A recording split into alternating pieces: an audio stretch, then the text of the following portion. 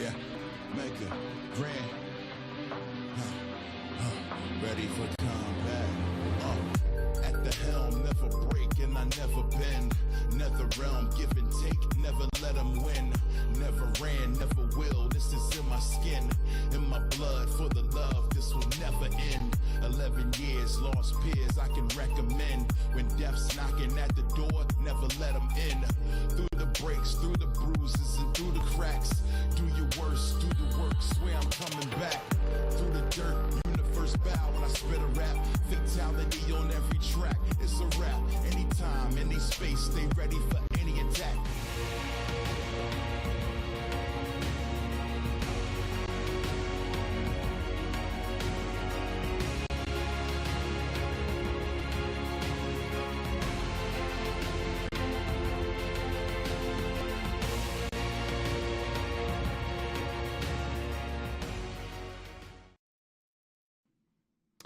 Hello, everybody, and welcome to the PlayStation Tournament's Mortal Kombat 11 Fight Night Invitational. We just got finished with Europe earlier in the day, and now it's time for North America. I am Wonder Chef, joining Saki Sakura once again here for the North American bracket. How you doing, Saki? I know we had a few kind of cool little announcements in the time since our last broadcast here. Indeed we did. And honestly, what better way to check out that Mortal Kombat action right from Twitter to then hop into our PlayStation Fight Nights. Honestly, it's going to be an exciting night. NA always bringing the fire. With that being said, let's take a look at our format for tonight's action for our PlayStation Fight Nights. Yep, it's going to be pretty familiar here. We got the open qualifiers that lead to the top 8. This bracket tonight is going to be double elimination, best of 3 until we get to the winners, losers, and grand finals, which will be best of 5. And that did come into play pretty heavily in Europe, where we had the full bracket reset from KatanaCon earlier today. Huge comeback, but they're playing for some other stuff. Isn't that right, Saki? Yes, indeed. Checking out the prizing for tonight's event. This is going to be top 4 in the money. So of our top 8, only top 4 will be actually receiving prizing. That's going to be first place $200, second place $150, third $100, fourth $50, all prizing valued at USD. And you already know it, right? Once we reach that top 4, that second half of the broadcast, that we pretty much are starting to set in tone those final moments, it's going to be money matches all the way. Ooh, it is. Yeah, getting to that top 4 is important so we can see what the paths will be. We can take a look at the bracket today. We've got some names that are very familiar and a few names that I've actually never seen before, so I'm excited for that. But we've got some great, just in general, Mexican representation, which we tend to always do on these Sony PlayStation tournaments broadcasts. We've got players like Payne, we've got players like Akira and Osvaldo Diaz. Love to see them always. We don't get to see them in all that many other tournaments, but on top of that, our first match is going to be Payne versus Dinola, and then Z1VL3, which is going to be a hard name to say for sure, taking on Jetring, a very, famous Joker player from around here. King Gambler, which I'm very excited to see. Always a big King Gambler fan. I know we all are. Is going to be taking on Akira. And then King Koopa, going to be closing it out there against Osvaldo Diaz. So a lot of names that we know. We've got 3 out of, 8 representing Mexico, which is really good to see. And some great names. Absolutely. And as a reminder, you at home can also participate in some of these tournaments. Like we mentioned, there are open qualifiers. You can sign up at compete.playstation.com on your desktop or on your mobile or even on your consoles as well. Definitely make sure to check it out, as there's other games, not just Mortal Kombat, that you can sign up for too.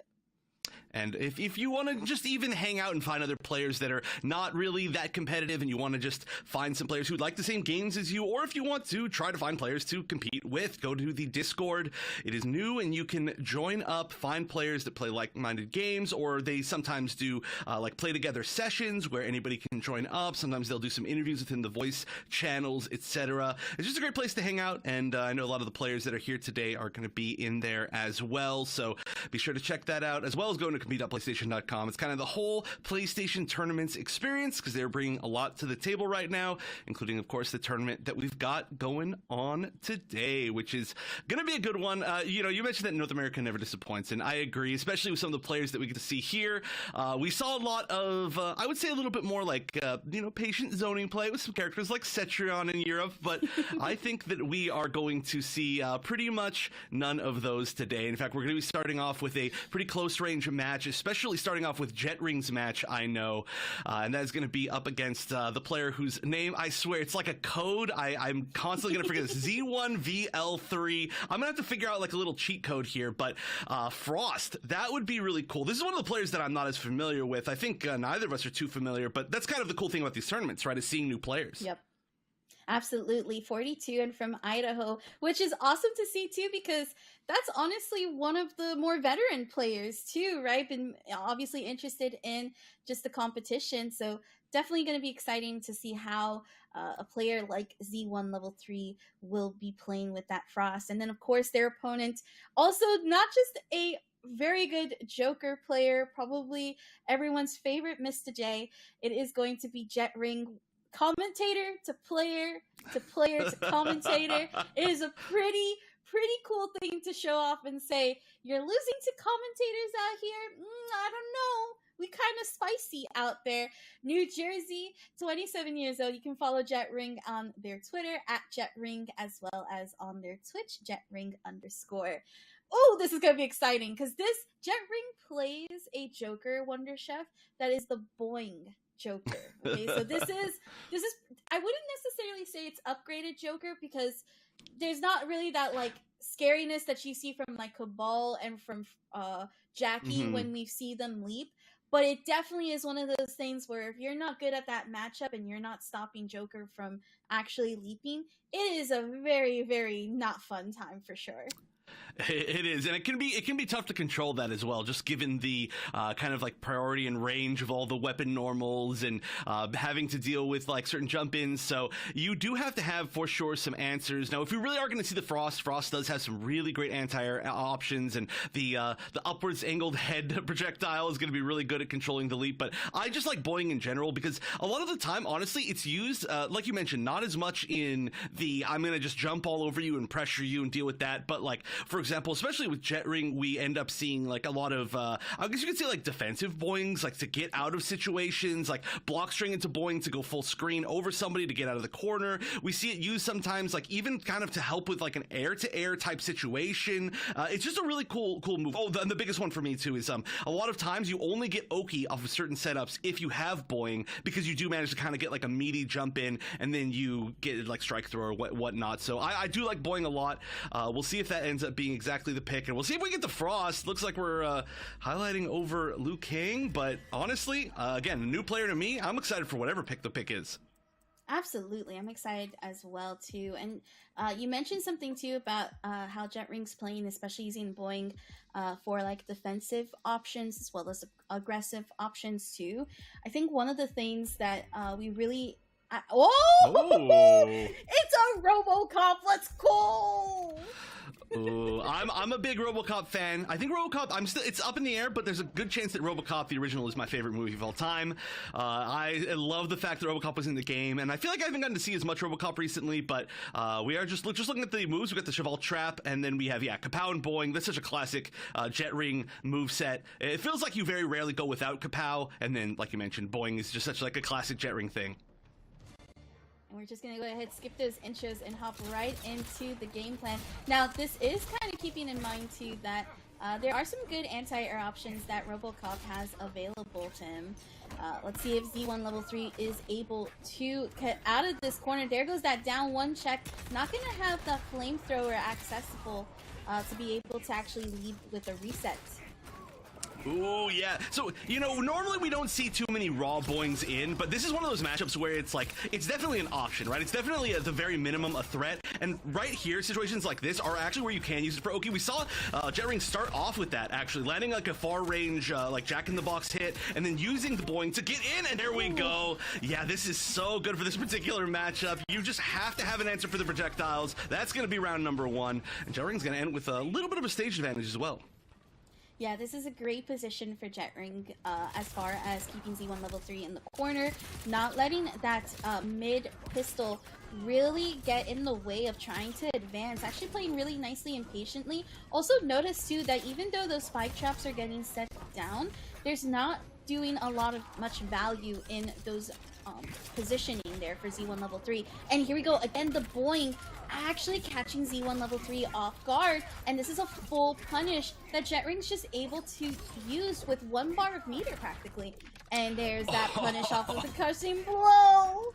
And that's actually really hard to get a full combo punish for a lot of characters, but with the range of 4-2 for Joker, you can just back up and you're like, yep, you're still within range to punish for me. And that is a quick game to Jetring. I think, honestly, Jetring just had some really good reads on like when like Z1 wanted to swing, or I guess you should say shoot, since it is RoboCop, in like a lot of different situations. So for example, every single time that we did see the spike trap on the ground, we saw every time a projectile afterwards, and almost every single time Jetring went for Boing immediately, which does, I mean, kind of makes sense, right? It's like, okay, well now they can't really like run at me as easily, but you know, they don't have to run. You got the Boing, and Jetring was just already off the bat ready for that. So I don't know if we're gonna see the RoboCop again, but it wasn't doing terribly. It just needs to, I think, play a little bit more patient, start waiting for the jump-ins, because those Boings were huge. Yeah, that's actually where most of Jetring's damage came from, right? Is actually leaping in and punishing Z1 level 3 there. Not a lot of momentum really taking advantage, even with those straight hits that was able to receive. Honestly, I like the Frost pick. That works out. She has good tools too to stop the leap from being a problem. I just didn't see anything coming from the RoboCop that really made me say, yeah, this is a matchup that you were able to keep Joker out. Yeah. I mean, I think if there's a little bit more patience there definitely can be some answers, but Jetring was off the bat, like I mentioned, just so ready for just the level of, I guess, I don't know how to explain it, like the level of activity that we saw on the side of RoboCop. But we're going to have Arctic Barrage and Cryogenic Crown. Okay, so... Interesting. Yeah, not a usual variation, I would say. No, not at all. And honestly, I'm surprised not going for the ice bombs as well either. That's actually quite interesting, but let's see how it goes. One thing to note too here is that Frost really gets you, like, there we go, this is that mid-screen check. What a hit there from the head popping off. Very nicely done. Hey, I am a huge fan of the head setups. I mean, you know, if we look at like George, for example, like a player that we haven't seen for a while, but had some of the most disgusting setups. And honestly, there can be some really fancy stuff with this. Right now, mostly being used as a zoning tool, and honestly, it did work pretty well. This is more Jetring's time to come back. Good patience trying to deal with those projectiles. That's a projectile that we, I mean, you basically have to like know how to duck it in the correct ways, and then deal with the like meter version later. But Jetring now in the corner. Whoa, great way to get out. Honestly, this Frost is working. I like the defense there from Z1 level 3, not really letting go until the absolute moment. There is that full screen pushback, not going to be able to really punish. Very few characters actually able to punish the boxing gloves from that default range. But what hits here? This is actually going to kill. We're Jetring now on potential set point. That was a great conversion. That forward one landed against an airborne Frost and still used the fatal blow cancel to continue the combo and get maximum damage without actually having to spend the fatal blow. So really good conversion, very like specific to the situation. But we expect that from Jetring. Nice roll through, forcing the breakaway, and now any hit is going to be so much damage. Yeah, and that pushback really coming into play again, providing Jetring the spacing he needs to actually bring out the forward 2. And then now this just incredible hit confirm. Look at these meaties here, actually able to really keep Z1 level 3. This is going to be a full-on punish, using actually stand, I want to say 3, into the down 2 with that full damage.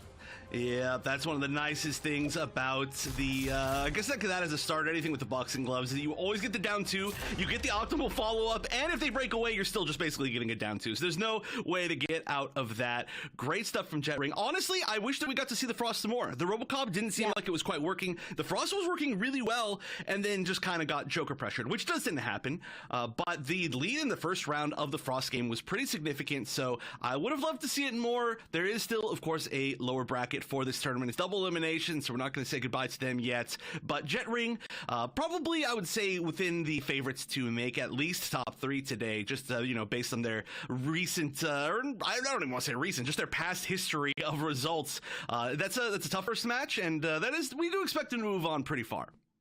Yeah, absolutely. And I couldn't agree more with you. I think Jet Ring's one of those competitors that you kind of actually expect, especially with so much experience being in the PlayStation Fight Nights tournaments, that there is that like usual expectancy for him to make it to the finals, especially top 3, top 4, more or less.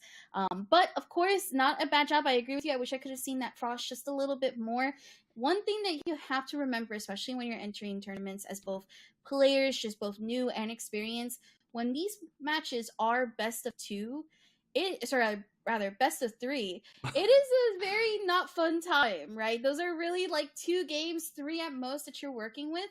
And you have to adapt. You have to play confidently. You can't risk it. You can't use that game 1 for the download. You have to be able to really take each of those moments for it. But let's talk a little bit about our next match as we head on in to check out S. Ryu Payne versus Dinola. So we have S. Ryu Payne here from Mexico.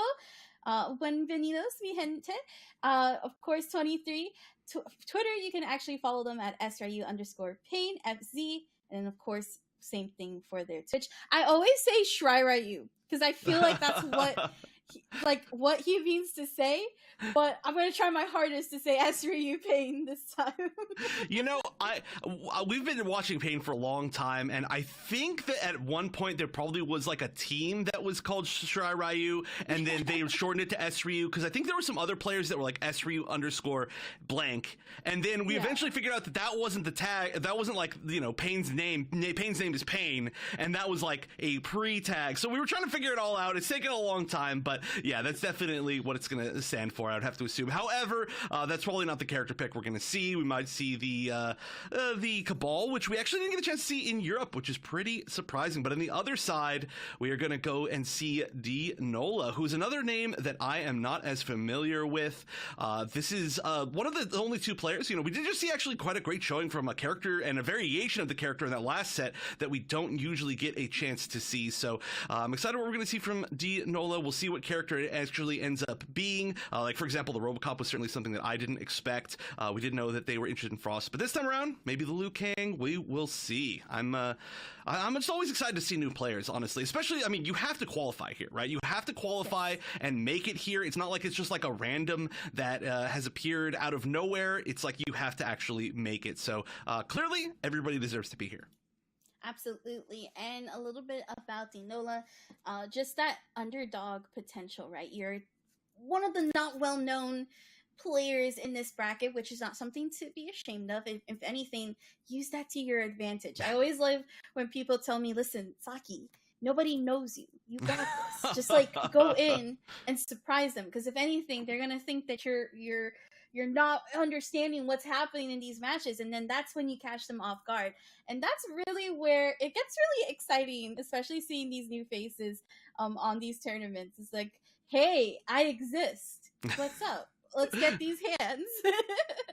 Yeah, we've seen so many times where somebody will pop out of the woodwork, and especially on these PlayStation tournaments, and it's like, whoa, I have never heard of this person before. And a lot of times it'll be somebody who, for example, like can't travel to a lot of offline events, or they are, a lot of times it was like players like Payne, where they come from regions that aren't really into many other online events, and you end up seeing these players, and you're like, whoa, what the heck? Yo, this person is so good. Where did they even come from? And that's one of the greatest things, in my opinion, about all these PlayStation tournaments. So there's the opportunity to pop off. I do think that we saw what? Oh, okay. Another Robocop and Kodokan. Let's go. I love it. You love to see it. Both Big Boy Health fan club. Well, not anymore. Kodo got his health nerfed. He's now 1050. But still, Big Boy Health. Yeah, yeah. As big as you can be if your name isn't RoboCop, basically. But let's see. We're going to see the command grab or the con cut and discus. On the other side, we're going to see terminal strip, actually, along with the triple trap and low auto 9. So we're not going to see the charge. The charge is a pretty common thing to see a lot of RoboCops pick now, but that is not going to be on the table. Now, this is a pretty heavy zoning matchup, but if you get caught even once, which may have already just happened, Kotal Khan, as we know, is one of the most terrifying characters to have to play the strike throw with. Oh, 100%. Especially with that mid command grab. Not going to be able to whiff punish. That could have been a really good opportunity here from Dinola. But I think it's, again, that for this first game, some nerves are also into play here. And really trying to understand what SRIU's trying to go for on this game plan. But, again, I've seen this Kotal Khan from SRIU. No punish off of that command grab. And Dinola, once again, on the full screen, just going for the chip. But notice that SRIU is the one with the health bleed. Yeah, it's honestly, it's so weird because you'd imagine that it's like very easy to zone out something like Kotal Khan, like a big body grappler with slower normals, but the movement is so good and the health is good and the parry is there, and it is not the easiest thing in the world unless you have very specific zoning tools. So right now, look at this, even a sunbeam right here could be the end of it. Oh yeah, they've got to get out, but there's no way. Oh, that's always the funniest checkmate, is when there's a sunbeam and you're like, well, there's nothing they can do about it. Punish me all you want. And it's not even wise to go for that fatal blow that Dinola had in check, because it wouldn't have even killed. It would have been a wasted resource. So sometimes that's that checkmate opportunity that you as a player have to kind of accept and just take advantage of the positioning. But right now, Dinola is still not able to get any form of momentum. And really, it's SRIU who's able to get the real first hit confirm of the match and actually throw Dinola back into the corner. Yeah, there's just been no relent on the pressure, and that should be it. That is a quick game.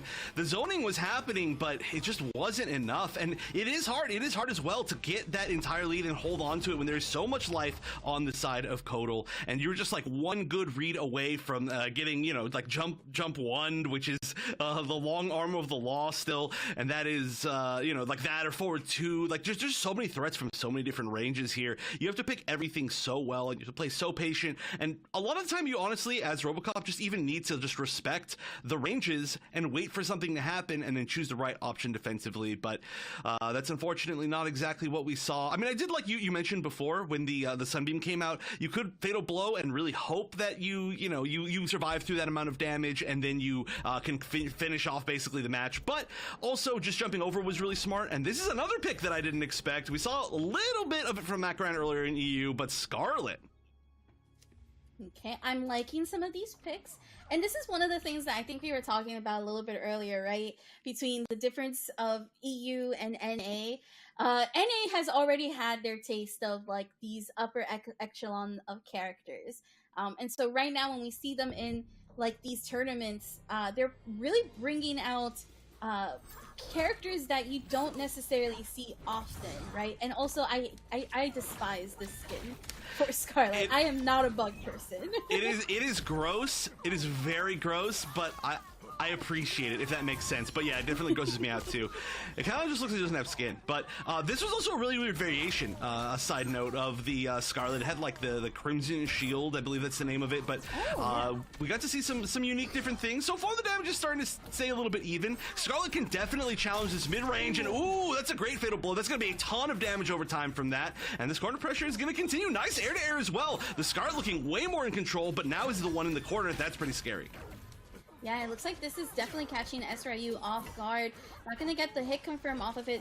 Dinola, actually, their jump kick overpowering SRIU's actual air-to-air option. Once again, tries to go for the down one. Oh my gosh, but I understand why SRIU didn't want to do that. Let's not use that fatal blow. You're going to end up getting that hit confirm anyways if you're confident with it. And that is still a resource that you get to stick with. Yeah, that was pretty scary, but a really nice pickup. It does seem like Pain is a little bit like more in this now. Like this was a weird playstyle of Scarlet for sure. It was doing really well, and especially in that mid range, just to challenge those normals. So good at it, like I mentioned. Oh, that was a huge risk. Yeah, great weight from Pain. That was amazing. Truly waiting to actually whip punish, calling out the up two. Not necessarily catching up that up 3, but look, that flawless block, able to actually go for the counter, and then now we have the command grab, gonna use the meter to keep in the corner, and this is pretty much a meaty situation where SRU taking it a clean 2-0 against Enola.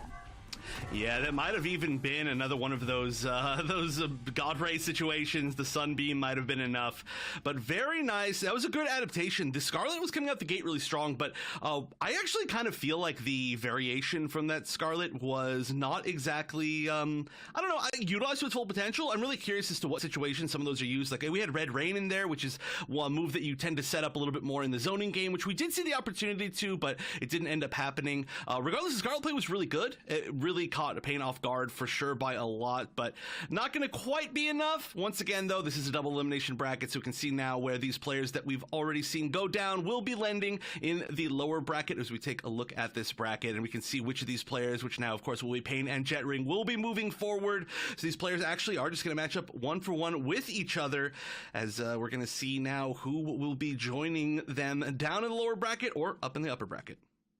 Yes, indeed. And of course, our next matches are going to be King Gambler versus Akira Japo, and then, of course, King Koopa versus Osvaldo Diaz. Now, this one, I'm not going to lie to you, Wonder Chef. Every time I see King Gambler, it always makes me super happy. Why? Because I feel like the player that King Gambler is has had an incredible story just within Mortal Kombat 11. Right? Obviously, has been a powerful player from throughout their history in like the NRS games. But when we really look at MK11, King Gambler really stands out to me as that like player that just tries to make it through every single bracket that he enters. And once again, really exciting to see. So let's introduce you to King Gambler, 24 from Texas. You can follow King Gambler on Twitter at KingGambler18. Sub-Zero player, originally was a Nightwolf player, but then switched over. Also, Evo top 8 placer and recent winner of Texas Showdown. Yeah, I would say probably just based on, all the past results, I would say the favorite to win today. Of course, that doesn't really mean necessarily anything with how strong everybody is, but King Gambler, I mean, what a path, like you mentioned. Also playing Scarlet at a point, going through a lot of interesting characters, sticking with that sub probably right now, but not a pushover of an opponent by any means. This is a matchup that I just don't know if these two have actually matched up against each other, but I know that Akira is a great player, strong player again, representing Mexico, and usually on this Cabal, so I'm excited if we're going to see that as the pick. I feel like that's such a strong character that we actually haven't seen over the past couple of broadcasts, but they're going to be on Twitter at Akira_Yapo 9999. So many nines. There's even more actually on their PlayStation. It's 5 on their PlayStation name, so they're just going to keep on going with that. But yeah, this is a player that has played in so many of these PlayStation tournaments, tons and tons. I want to say like 100 at least. A regular minimum. Yes. Yeah. I mean, there's been so many, and they were a player who's done really well with. I think actually they've played. I mean, most of the players actually from Mexico do have like a kind of expansive roster, and a lot of them do play a lot of this like similar characters, which it covers a lot of matchups. But I expect the Cabal. I think that is a kind of a classic match, the Cabal versus Sub-Zero. I don't feel like anybody hates that. The back three is pretty good sub to control the air movement, but I mean, Cabal is Cabal. Great character. Yeah, Cabal is Cabal. But so is Sub-Zero. I mean, just simply guess better. That's all. Just simply guess better, right? But of course, this is Akira Japo. This is King Gambler. Both are equally very strong. I think Akira, when we look at one of the probably like the history of, I wouldn't say history, but I would say like the record of Cabal, especially upgraded Cabal, we really see Akira more that loyalist, more so than just picking up Cabal because that works well. So. Yeah, Akira was a player who played Cabal before custom variations, so before, like you mentioned, the upgraded Cabal. It was definitely a player who just likes Cabal. And Cabal even, always had some really good tools. Of course, wasn't as strong as current Cabal, but there was a chance to win. And, ooh, nice! Actually just leading a forward 4 whiff, and that is already a nice start. And being in the corner against this variation of Cabal especially, oh, well, it was scary, but we didn't end in that 2-2-2, or like a jump kick air projectile. Still, though, just another opening. Might keep him there this time. Yeah, and this is scary because this is I would say, yeah, using all of the resources, and then this is going to be still a really solid BNB with no meter. 30% with no meter, Wonder Chef. What is going on? Cabal's going on. Cabal, you know, it took a little while, but Cabal is, there was this discussion about which character has been kind of the best overall in every single Mortal Kombat game that they've been in, and Cabal has never not ended up top tier, basically, as far as I know of. I think there may be some 3D games, but, hey, you know, it's back to top tier Cabal form, and right now, oh my gosh, King Gambler has not found an opportunity at all so far. Now, we know, of course, like we mentioned, King Gambler, like a top 8 Evo player, finally finds that opportunity, and this might honestly be all that he needs. Oh, but that is going to be a punish there. And Akira Joppo actually going for the reset instead. Might have been more of a dropped combo for sure. That is going to be some damage though. Not going to go into the crushing blow as King Gambler wants to load up those slides. That was a really nice conversion. Back 1-4, the back 4, or the 4 connected in that string, and then there was like a down 1 conversion because it connected anti-air. That was like a very specific, like, you have to be super comfortable with sub to be able to even be looking for that type of conversion. But there we go, no. Overhead hits, you know, eventually it's always gonna hit. You can't block every overhead. And that's like the no pun intended this time, snowball effect of Sub-Zero, right? Is like, you think you have that entire game to yourself, and all of a sudden, you just lost like 30 to 40% of your life from just a 50-50 off of that overhead, and it's insane. That is for sure the Sub-Zero classic. I always say Sub-Zero, like, there's no matchup that, you know, you can't honestly do really well with Sub-Zero, because it doesn't matter. You get one touch on any single character in the game, and it is Mix-Up City. Oh, nice. That might be a full conversion. Had to use the breakaway there. And now this is a scary spot. Oh, didn't get the double jump kick this time. Tried to go for the jump punch. Probably assumed that it was going to be enough, but still, I mean, this is like one solid hit away, especially now that Akira's in that Fatal Blow range. There we go. Finally got the conversion this time. Probably not going to go straight into Fatal Blow, but oh, they are. I lied. I thought that was going to be saved as a neutral tool. That could be really scary, but let's see what we get off of this. Yeah, I'm almost questioning you because this Fatal Blow will scale pretty hard, as you can see. 40%, it's still good damage, but that's a huge resources that you could just have used, especially now that you don't have an attack beater. And there you go, King Gambler taking advantage and using his own Fatal Blow to take this game.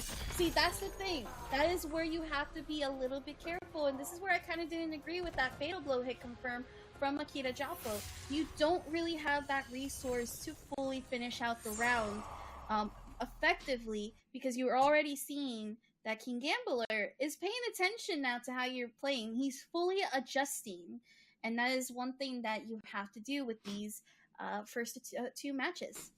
Yeah, for anybody out there who's like maybe not as tuned in to like how the competitive you know, usage of Fatal Blows works, a lot of times too, really what you have to look at is the Oki that you get, right? We call it Oki, Okizumi, or Oki. I can't remember how Tom Brady said it, but Okizumi. But you have to look at what knockdown advantage you get off of each Fatal Blow. So, for example, Sub-Zero can use Fatal Blow just kind of in the middle of nowhere because you get an amazing mix-up off of it every single time, a little bit more freely, I would say. You don't want to just throw it out. But Cabal, for example, you saw right there, there wasn't an amazing mix-up. We got this kind of like far-range jump in, which didn't really pressure King Gambler all that much. But instead, could have been saved as a neutral tool, could have been a little bit more runaway. Now, I mean, hey, sometimes you got to go for it, just go for that extra damage. It did come down to strike throw, but overall, you can just see why resource management is so important, and King Gambler starting off strong this time. Yeah, absolutely. And what a difference, too.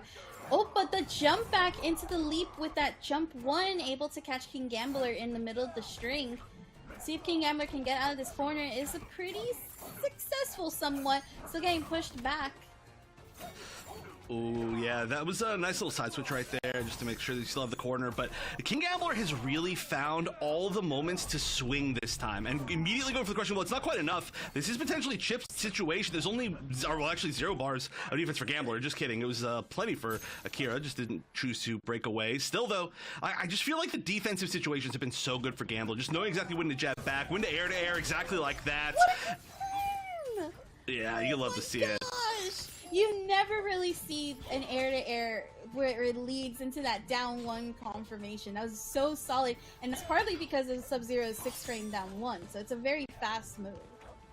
Yeah, getting those small, tiny little pickups with sub is one of the most like sub-specific things, right? Like for players who play sub a lot, knowing when you can get stuff like that, like when anything like anti-air is just a little bit, or you get the weird air-to-airs that are just barely enough, knowing when you've got that range, that is so much. Oh, actually, that's locked. I think it's locked and loaded crushing blow. Maybe one more. I'm always so bad at keeping count for that, but King Gambler really running away with this. This is Akira's last chance for sure.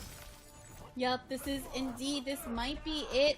Already using that crushing blow, so has to keep Akira in this corner.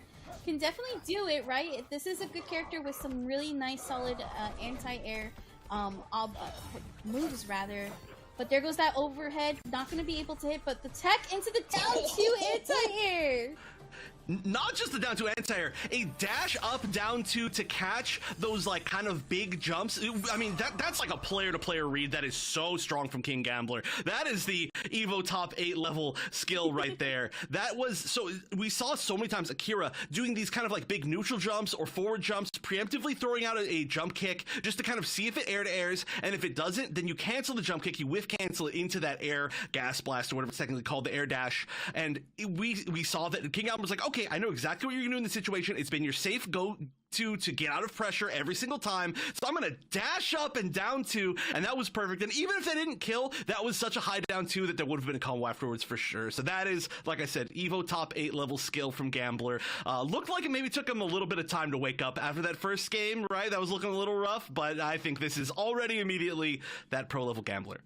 I would almost say that Gambler probably was just waiting patiently. I think there was even a moment too where Gambler was just like, I see. Okay, all right. This is the answer. This is that big brain mentality right there from King Gambler. That honestly, I really love seeing. I love seeing when he just like turns on that like, oh, here we go, and we're gonna get right into it. But speaking of getting right into it, let's check out our next match. This is going to be the last match of our winners round 1 before we head into the winners semis.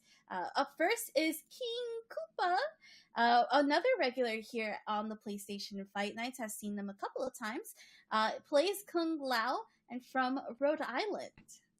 Ooh, I'm a big fan of Kung Lao. I'm actually excited to see if there's any like variation switches. That's something we've seen a lot from the Kung Laos is based on the matchup, like switching between the Buzzsaw or some of the other like options that we've seen. It's pretty cool. It's a pretty varied character, and usually we see it from a lot of the players from Mexico, but not this time. However, King Koopa's opponent will be one of those players who's going to be another regular from the PlayStation tournaments for a long time. I'm trying to remember exactly how long it's been. Maybe not quite as much as some of the others like Akira that we've seen, but Osvaldo Diaz, who is also, like I mentioned, from Mexico, our third Mexican player today, and a strong player. And like I mentioned, we've seen quite a few different like picks from a lot of the players today. I think Osvaldo Diaz is another one of those that has quite a few up their sleeve. We'll see what it ends up being. A lot of times I think people just tend to kind of choose their favorite character when they fill these out, and it just tends to be like the character they like the most, not necessarily the one they're going to pick, which is why we saw some interesting picks like some RoboCops today. But hey, it could be the sub. I genuinely have no idea. Yep, could be. Osvaldo has quite a bit of characters in their roster, and I think that's one of the things that I've noticed about players from Mexico is that they have Kung Lao. They start off usually as Kung Lao, but then they go ahead and they hop into some of the higher echelon of characters. Like I think I've seen Osvaldo with Jackie, so I wouldn't be surprised if that's the character that we're gonna see going into this. King Koopa. As far as King Koopa is concerned, though, I do know that based on prior brackets, this has always been a tough time to try to make it past the winners first round, and also too trying to get past that like loser side of the round 2, right? So not, I wouldn't say impossible in this tournament. I definitely have some good vibes for King Koopa. I think what's going to be really, really important here is using that Buzzsaw Kung Lao, which is what I'm going to assume that King Koopa is going to use here, and actively taking advantage of the mind games that Buzzsaw Kung Lao offers, right? That's like that scary, hey, I set this up. This can unleash in your face at any point. Just try to poke there. I dare you to. Yeah, well, okay. The toughest thing, in my opinion, is that we are going to have a Lao player going up against a Mexican player. And honestly, the Mexican meta, you were talking about like the different characters. Their meta is so good. It is so good. And it has been for a really long time. There's a lot of like Kung Lao play, tons of Lao play. There's a lot of Lu play. There's a lot of I'm missing with Sub-Zero play. There is a good amount of like Jackie, like you mentioned. So if you're against any of these like characters, or if you play any of these characters and you go up against a lot of these like players that come from Mexico and are really used to these matchups, it can be really tough. And a lot of what Buzzsaw Lao in particular can do has a lot of very specific matchup based answers to it. So a lot of times in these block strings, or in the situations where you set up like a slow Buzzsaw in front of them, there's certain ways for certain characters to trade with it positively, or at least, you know, trade with them in a way that they can get out of the pressure situation. And you guarantee that a lot of these players are going to know that answer off the bat. I just know that they've had to fight a million. There are a lot of really amazing Lao players just in that region, so that could be tough for sure. But also, you know, like you mentioned, it's we do see some players that they tend to kind of make it into these top 8s, and then they end up not always making it that far. But I just want to remind everybody that you have to earn your spot in these top 8s. Like, you cannot just come in and show up and play. These players have already played through group stages to make it here, so they've earned their spots, and already that is an amazing thing to do. Yeah, it's no easy feat. I mean, I think from the last time I entered a PlayStation Fight Nights bracket, I remember just seeing like over 500 people. So you went through 500 people and you're in top 8. That's pretty good. You're like already in that 1% percentile. Yeah. There's some really good players entering these, so you are not just making over randoms either. A lot of these players that we're seeing as regulars and not qualifying. But here we go. We're going to see the Jackie out of Osvaldo Diaz, and on the other side, King Koopa is going to be going for that Lao as expected. But this is a character who can get out of a lot of the pressure and has some interesting close range options for dealing with the Buzzsaw. Or honestly, you could just play the rushdown game and not give them any opportunity to even start it. But the Sledgehammer, unblockable. The Sledgehammer and the Low Spear interactables are just unblockable for some reason. It was hammer time for King Koopa. Oh my goodness, but there goes that four shurikens. Gonna actually force King Koopa to actually use that defensive meter. Osvaldo Diaz, though, is the one that's gonna come out on top with that air-to-air option, and the dot damage, it kills! I don't know why, but it does! You know, one time a million years ago in Mortal Kombat X, Sonic Fox got an amazing damage over time kill, and then from then on we got to see a whole lot more of it. I think NRS was like, you know, that was pretty fun to watch. We're gonna see a good amount of it, and Jackie, of all characters to have it, certainly a blessing for Jackie players. But here we go, back throw into the corner. That's a great start, but this interactable is one of the best get out of jail, I don't want to say free, but just get out of jail interactables. Oh, that was great. The breakaway, I believe, to get out of the situation, full punish the big meter spin, and now King Koopa is in Fatal Blow territory, but that's a tough one to use, one of the toughest in the game. Absolutely. Now, I don't think King Koopa will actually use Fatal Blow here. We'll wait for the last interaction just like this right now, and let's see. No, dropping it completely. Oh, but okay, Osvaldo Diaz's own Fatal Blow not going to be able to reach the Buzzsaw. I think was actually in the middle and stopping it. I mean, it's a smart play right there, right? Osvaldo knowing that if there is any button press to continue the pressure there from Buzzsaw Lao, then that catches. Then it doesn't even put you into the harm's way of the hat. So that was definitely a read as, okay, there's going to be more pressure, but that wasn't what happened. And King Koopa looking really good now. It feels like took a lot of the momentum here, although this is now turned around. Is somebody going to use this interactable to get out of the corner? It's strong, especially if you've got air mobility, which, for example, Lao does. But right now, they're just playing leapfrog. They're just switching sides of the corner. Great grab out of the roll. That's huge. Yeah, that was actually super huge. Not going to be able to punish, though. That was such a close, oh my god, goop into from the upgraded leap. I'm actually kind of curious because that was pretty much like a raw Fatal Blow in a sense. Yeah, that is still going to scale, but what a hit confirm here. And then there is that Buzzsaw. Osvaldo actually trying to avoid both the teleport and the Buzzsaw, going for the goo, but not going to be able to actually catch Osvaldo or King Koopa. And King Koopa answers with the Fatal Blow. That was perfect. You were mentioning probably best to save the Fatal Blow in that situation earlier in the set, and it was because it was perfect for that exact situation. You can see the defensive bars were there. Lao does have, I want to say, a little bit of an issue with people being able to break away, so just that forward one full conversion into the Fatal Blow, fully grounded, is one of the nicest ways that you can close out a match like that. And King Koopa looking so strong. I mean, you know, you're talking about, I don't know about getting past these first rounds, but this is looking very, very good. And like I mentioned, we've seen a lot of really good buzzsaw Laos here on this broadcast, and this is looking to be one of them as well. Strong first round. I mean, Osvaldo Diaz had some great moments too, but I mean, overall, that was close and that was good. Yeah, I mentioned this before. I really want to see King Koopa take advantage of tonight's bracket and the way it's kind of like built out. Because I really think even though Osvaldo being a really strong player, King Koopa has the opportunity to really push through and actually get out of that, like, hey, I've been in these first rounds, I can make it past it, and doing a phenomenal job for it as well. So really good stuff. That was a great usage of the Fatal Blow, keeping calm and collected too after Jackie's Fatal Blow as well.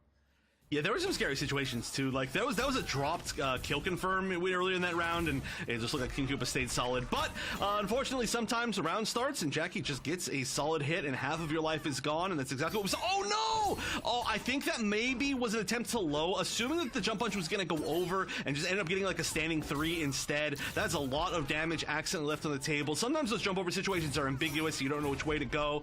But there's another opportunity at least here for King Koopa, and this is that corner pressure that's been so hard to get out of so far.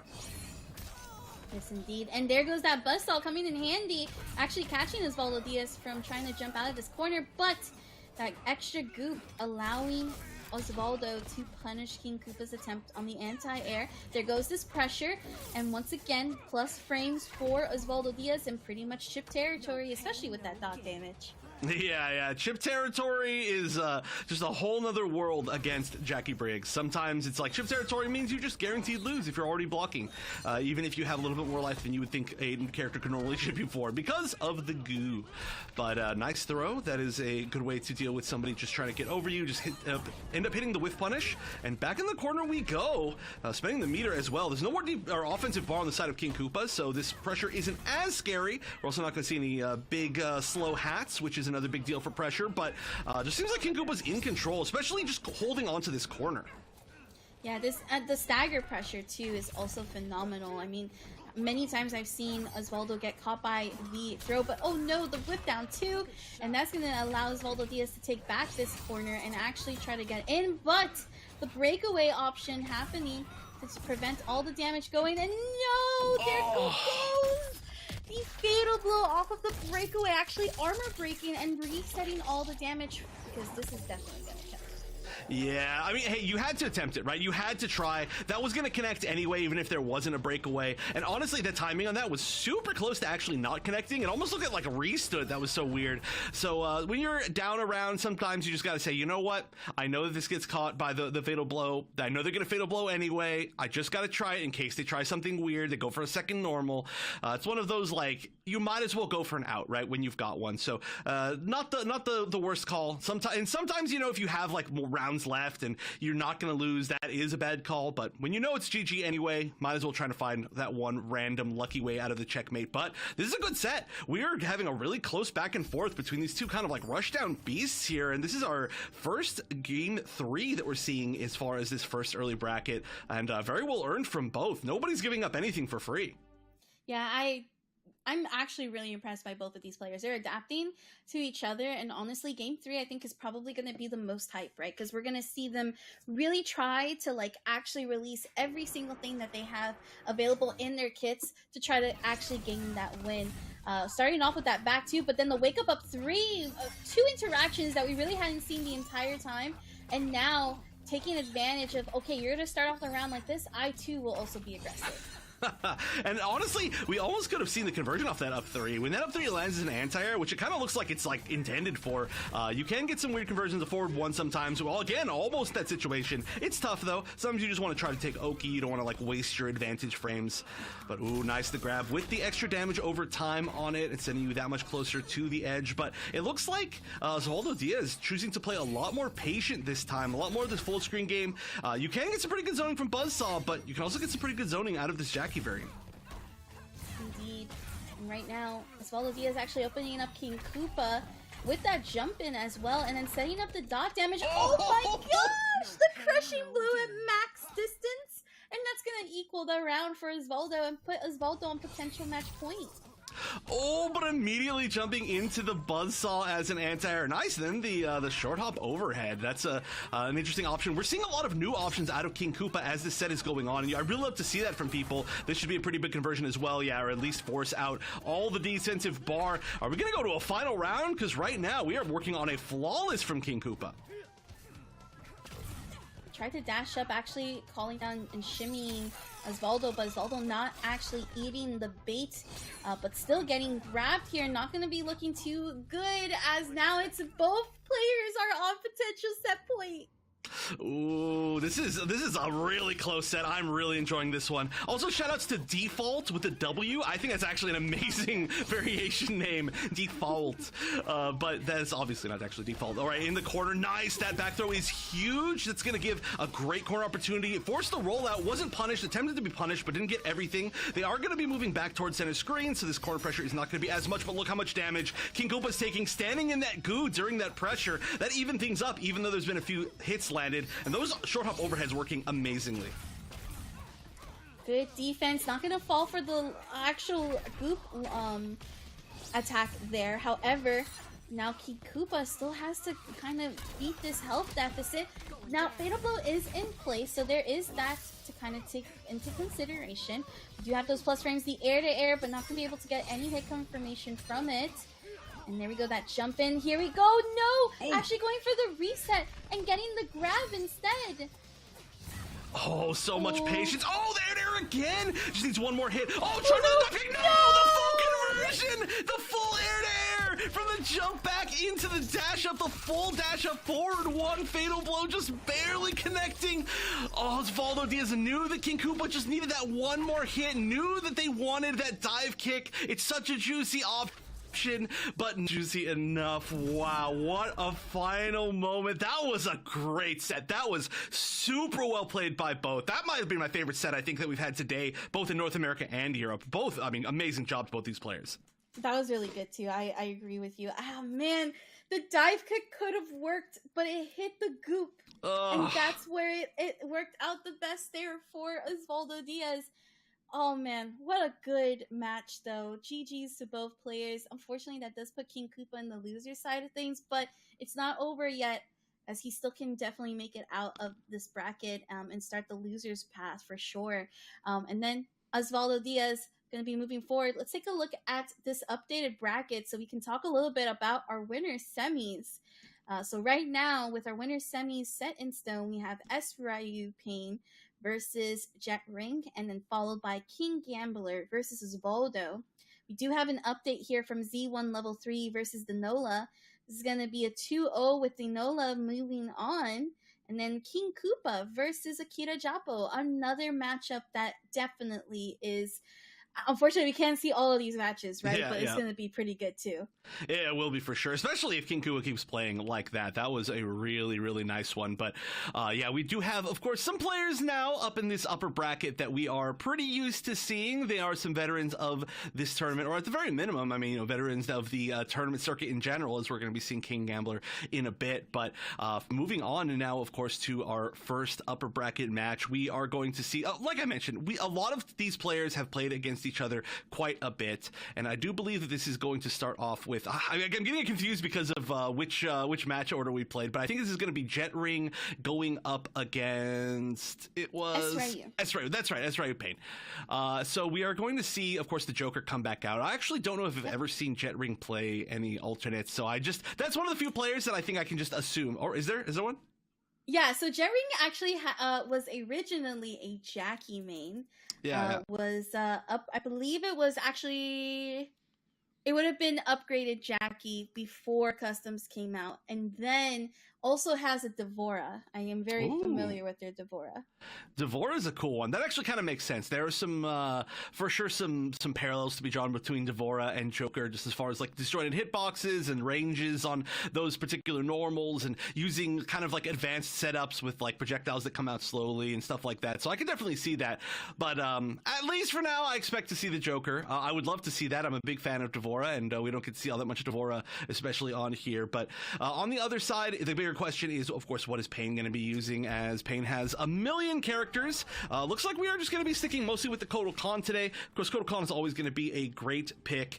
One of those characters that did really well, especially like that last Evo, and then people have been using really well over the past, like, I don't know, year and several months or so. People starting to realize, wait a minute, this is actually just a ridiculous character in pretty much every matchup, but it's also going to have that range to challenge, I think, a lot of the Joker stuff. Yeah, no, one thing I've noticed about SRU is ever since bringing out the Kotal, it's really worked out well for them. I think, I would say 3 or 4 PlayStation Fight Nights ago, and honestly, Kotal's been the answer for most of the matchups, and if it's not, it usually falls down to just switching to Kano. That's how it really comes down to it. But with Jet Ring also being the Joker master himself, and honestly plays probably the most optimal Joker I'll ever see. I'm gonna block the cat. Yeah, the cat is always such a funny option, but it honestly pushes so far towards the wall that you get to be in situations like this. And yeah, like you were mentioning, Jet Ring is super optimal as far as Joker. In a world where for some reason there aren't that many Joker players, because it's still one of the strongest characters in the game by far. But honestly, this is a top tier match for sure. Great side switch. That's another one of those optimal things that you tend to see. And that fatal blow is still there for the cancel. Probably not going to need it at this point, but look at that great finish back in the corner.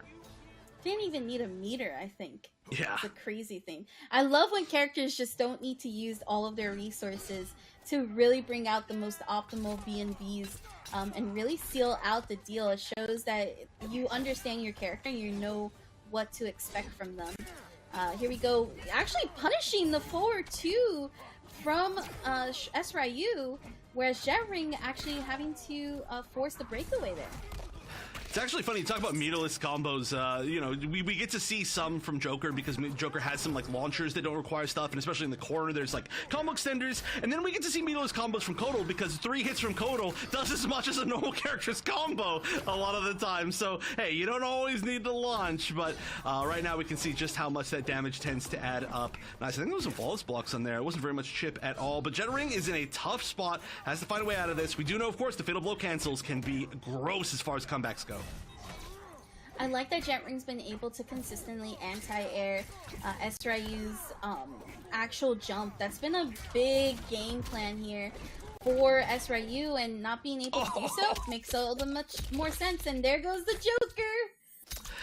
You can never count the Joker out. Never, ever, ever. With the fatal blow cancels and just fatal blow in general, and the damage that this character can get and the setups that it can put on you, just literally, it is never out of the game. Actually, I was looking at some old footage recently, and one of the last times that we commentated together, which was back at EVO, we got to see one of the most amazing Joker comebacks from Sonic Fox. I was remembering that was so good. I forgot how good that was for a while, but it's just one of those things where when you see Joker on screen, especially if they have fatal blow left, I would say one of the best comeback characters in the entire game. Oh yeah, for sure. I think that's one of the things that when Joker first came out, actually, it was always about how good the tool sets were, right? So we have Jack in the Box, and this was before customs. Now customs is ridiculous, right? Yeah. And honestly, one of the few characters that actually benefits from a canceled fatal blow animation, right? It allows you to really do a lot with that in mind. Yeah, so much, especially with the not only just one of the characters that can cancel a fatal blow for the mix-up, but I guess the only one that has the crushing blow throw option afterwards, which means that you are really put into a high damage mix-up every single time that you get touched on block or on hit, honestly, when there is a fatal blow available for Joker, and then it just doesn't go away, so you have to worry about it again in a few seconds, which usually the crushing blow and stuff, they end up taking quite a bit of the time, so you just gotta deal with it. We are gonna see Pain stick with the Kotal Khan. There's not going to be any big switches going on here. It was a close one. It's fully understandable to stick with it. Just sometimes the big comebacks happen from Joker. Agreed, 100%. And then we have that pizza, or the discus, you could say, going out through, but not going to really get any value off of it. Now actually able to get into the Grand Discus as that Ender 4 there. But what a beautiful up 2. But Jet Ring not letting it phase him, as he's just going to get this side switch and really carry SRU to the corner. Ooh, but had to block the, I was still called the long arm of the law, that jump one. You know, we've got some really far jump normals from Joker, but none of them quite as long as just sticking out your arm really far as Kotal Khan. It's the tall advantage, but ooh, nice movement. You love to see these top players and their silky, smooth movements with those wave dashes. Two characters, too, that are really good with the wave dashing, actually. Yeah. I want to point out again that Jet Ring using that up 2 again to really anti-air Esrayu. Esrayu has not been able to jump. That's insane. It's a great option. Oh no, this is enough. There's also only 6 seconds left. So you're, wait, that, I felt like that could have been enough, but oh no! Wow, a dash of blow and a fatal blow! I thought it was enough, and you know, I was just talking about the movement. The only reason that worked was because Pain just zoomed across the screen. There was like 4 seconds left. Jet Ring was like, okay, look at that, 1 second left on the clock. Jet Ring's like, all I have to do is sit here, walk back. There's nothing that can catch me, but that movement was so good that nobody expected that. Wonder Chef, I'm losing my mind. That was only 1 second on the clock. How does Jet Ring able to like rethink after that? Honestly, Esrayu not even giving an opportunity for Jet Ring to even think. Yeah, I mean, hey, that is... Oh, wow, another rough situation all in a row. I like this, too. Pain is going for a very different strategy here, you know, using the Sunrays when possible, getting back a little bit of life. The trades aren't good, but when you can actually get the Sunray out and then start trading with the pizzas, that is a lot of damage. That is really good for you, and that actually should be it, I think. Breakaway, but, oh, actually, maybe could have been down 2. I thought down 2 and that would have been enough there. Maybe it doesn't reach, but there's a chance. Actually, chance on both sides. We were talking about the way... Oh, no. You had to go for the full fatal blow right there, and even then it might not have happened fast enough. I think Jet Ring was trying to get the crushing blow off of the forward, but again, there's not enough time when you're doing that against the sun. Like, you either enter the fatal blow animation or you don't, and I actually think even if Jet Ring tried to do the fatal blow animation, it might not have been enough because it's a slow one too. It's a startup. That is insane. I cannot believe Esrayu actually just did that entire comeback like that. That was disgusting. What are you doing, Esrayu? What are you doing, Jet Ring? I need somebody to like slow-mo clip the movement from Pain in that moment, because that was just seriously, Pain was on the entire left side of the screen and it looked like they were just gliding all the way up with those wave dashes, and literally nobody expected Pain to be that close, and then it was point blank, and then it was the low to catch like a back dash or a walk back. It was unbelievable, so incredibly good. And I mean, just the fact that you could get there in time, that was like a test of execution just in movement alone. So beautiful, beautiful stuff. And yeah, it did seem to me like Pain was really like, oh yeah, I got this now. Like, take the momentum completely in that. We know that Jet Ring's a strong player, but I mean, something like that is one of those like only happens once in a lifetime type comebacks. So great stuff. And oh, look at that. Even going for a few like more gimmicky situations. I mean, that one's guaranteed for sure, we know, but that's just not something that we end up seeing all that much. Yeah, we didn't really see any unblockables from Esrayu in the last 2 games, and now bringing out some of that tech here definitely has gotten Jet Ring really examining what to do here. Not going to be able to hit confirm off of the Jack-in-the-Box, but we still get that air-to-air. Once again, very much so. Winning the air-to-air, though, here. And that's actually a good spot here for Jet Ring to even up on the health and closing in a little bit on the fatal blow, too. Ooh, yeah, Jet Ring just barely getting there, and actually, there's no defensive bars. Is this going to be enough? It's going to be close, but not quite, I think. Yeah, I couldn't get the double down, too, right there. Oh, no, 1 hit away. Good block right there. Had to guess whether or not it was going to be the tick throw, but oh my gosh, so much patience from Jet Ring. All the meters gone now, and nice. Tried to get the down 4. I think I was actually down 3 for the whiff punish, but no chance. Almost the comeback. Jet Ring now on match point. And Jet Ring playing on the full screen side of things.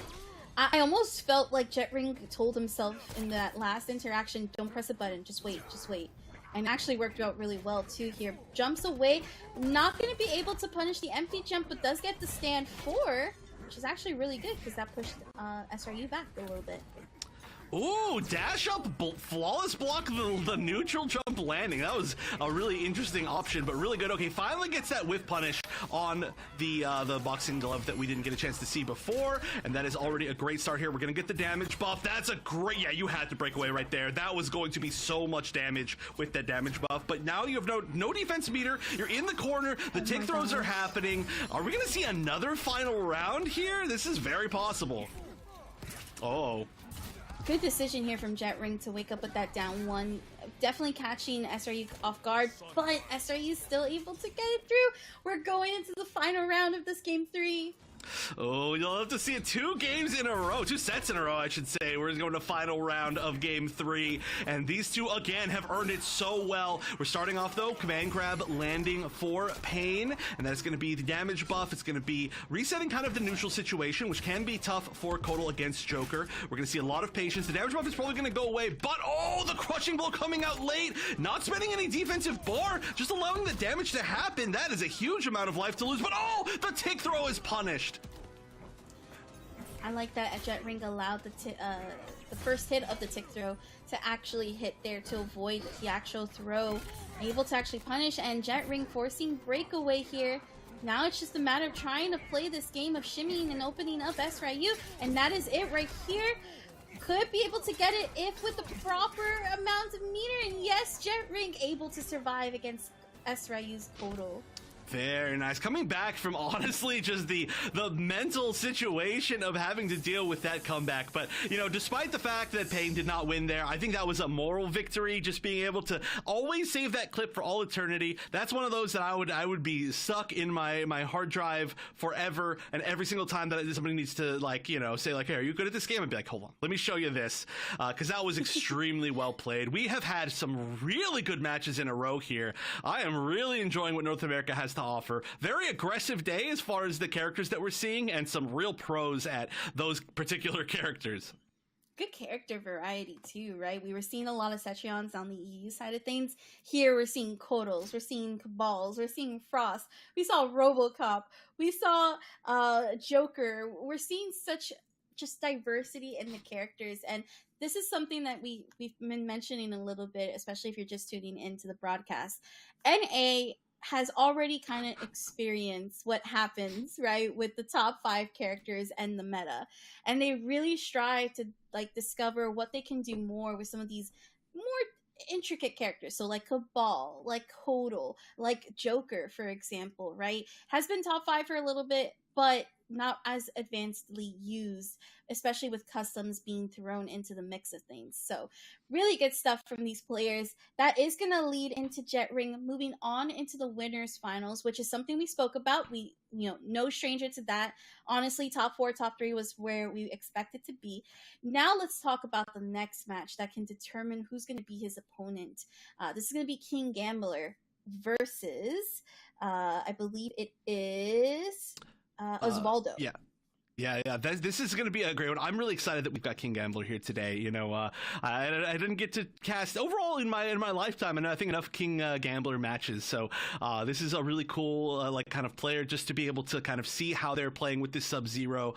And on the other side, you know, we are going to see Osvaldo, that is again not a stranger to doing well in this bracket. Pretty much nobody that's left is a stranger to being in late in the brackets for the PlayStation tournaments, I guess one should say. So we can take a look once again at these players, but whoever's going to win this is going to go, of course, up against Jetring. So whoever's going to win is going to have to be very much ready for the Joker matchup, and they know it's going to be the Joker matchup. But you've got a big, I guess, roadblock in front of you before you even get to that point. Now, if we do end up seeing this, I think Sub fights really well into Jackie. The fact that you've got the lower life with Jackie, all it takes is one weird little air-to-air, one little moment of poking out of pressure, and suddenly you're in the vortex, and you might not even have the health to get out of the vortex, especially with the fact that Jackie has to spend so much of her defensive bar on those, like, special jumps. So we will see how that ends up going. Not that Jackie is ever really that bad, does that bad in any matchup, right? But I just feel like Sub can take control against Jackie, which most other characters can't. Indeed, and look, what a strong start here from King Gambler. And this is actually going to be, I believe, the launching, so the second launcher that Sub-Zero is going to have access to which is perfect because this is going to be a lot of damage for the 950 health character that Jackie is. And honestly, this is a matchup that King Gambler is very much familiar with, has probably played this matchup over and over between Slayer, between, I'm sure, Ninja Killer, between Jukes. So many experience with this character. I just love that you can just keep going, you know, like you probably have a Yes, little list I of like can, 20 really more. can. Yeah. And yeah, for sure. I mean, hey, if you're a tournament player and you don't know how to fight against Jackie, then your tournament runs are not going to be that long, I think. But for sure, King Gambler has tons of experience in this, and it already showed in that first round. Like you mentioned, I love the fact that there is that Rising Ice, the second launcher, and a lot of it does have to do with the fact that Jackie does have to spend that defensive bar, so you give no opportunity to break away. Basically, you're punishing for maximum damage, and the double launcher, I mean, especially any Rising Ice combo does infinite damage. It turns sub into a totally different beast if they don't have breakaway. Absolutely. Also, check out the movement, right? I think this has been like the theme of tonight's bracket. What a block on the hammer time as well. That was a great call out. Just King Gambler playing very much in the layer of I'm already in your head. I'm not even scared at this point. There isn't really that much of a mix-up off of that hammer, but it's still one of the first times I've ever seen it blocked. People just forget that it's back there, myself included. I've probably never blocked that hammer in my entire life for absolutely no reason, but ooh, went for the big risk right here. That should be it. Yeah, no reason to break away. Smart stuff to just let it go, let it happen. Would have just been a big waste of meter, but Osvaldo Diaz fighting back into this very well. Great tech here from King Gambler. Really can go for those techs. Oh, but no, again, blocking that overhead. One of the few players that have been actually able to respond to that overhead. And it's really hurting King Gambler because that's where the majority of the damage that Osvaldo Diaz is able to get through has been coming into play. Ooh, the down one challenge. That was really nice. I assume that was a down two, expecting there was going to be a breakaway after that. Not sure if there was going to be any really good conversions regardless, but you just might as well take some down two damage and it's guaranteed. But that down one already set a precedent that it's like, okay, you cannot freely do this, and this should be enough. Standing for fatal blow. Seems like it's always enough. Huge damage, fatal blow, and that is going to be game one to Gambler. But I do gotta say, Osvaldo Diaz playing this extremely well, not falling for the mix-ups, playing in a good space, not playing punishable per se, just a few of those reads from King Gambler were really good as far as getting out of defense and or getting out of the defensive situations, and they ended up going in his favor. But Osvaldo Diaz fighting into that, only about 30% life left, and that could have gone the other direction. Absolutely. Also notice too that very much a conscious choice of King Gambler to not really load up the slide per se, especially so close to the corner. He wants Osvaldo Diaz in that corner. He wants to be able to still apply the pressure. That 6-frame down one is also coming in very much handy, as it's been able to stop Osvaldo Diaz every time, even on some of the wake-up jump moments too. Yeah, that down one's such an important part of that Sub-Zero kit.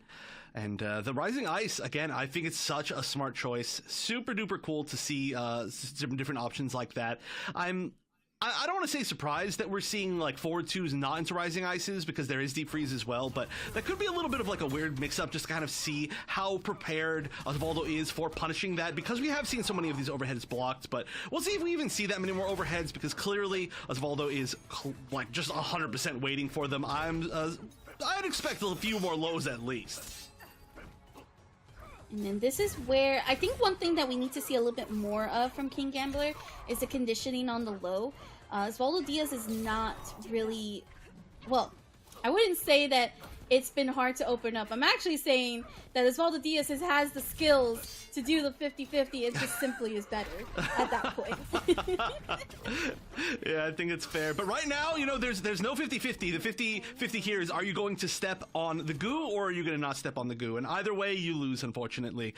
Really smart. I mean, that's another great thing about strong Jackies, is they need to know when they can set up. Oh, I was going to say checkmate situations, but then raw and neutral dash punch. Oh my gosh. Osvaldo's been playing very safe, but that was just out of nowhere, and it worked. Sometimes when you're playing against such a strong fundamental player like King Gambler, you have to also respond back in a more aggressive manner, and that's exactly what Osvaldo Diaz is doing. But there goes this beautiful crushing blow, 42%, but not enough to stay alive, as Osvaldo Diaz is going to take it back.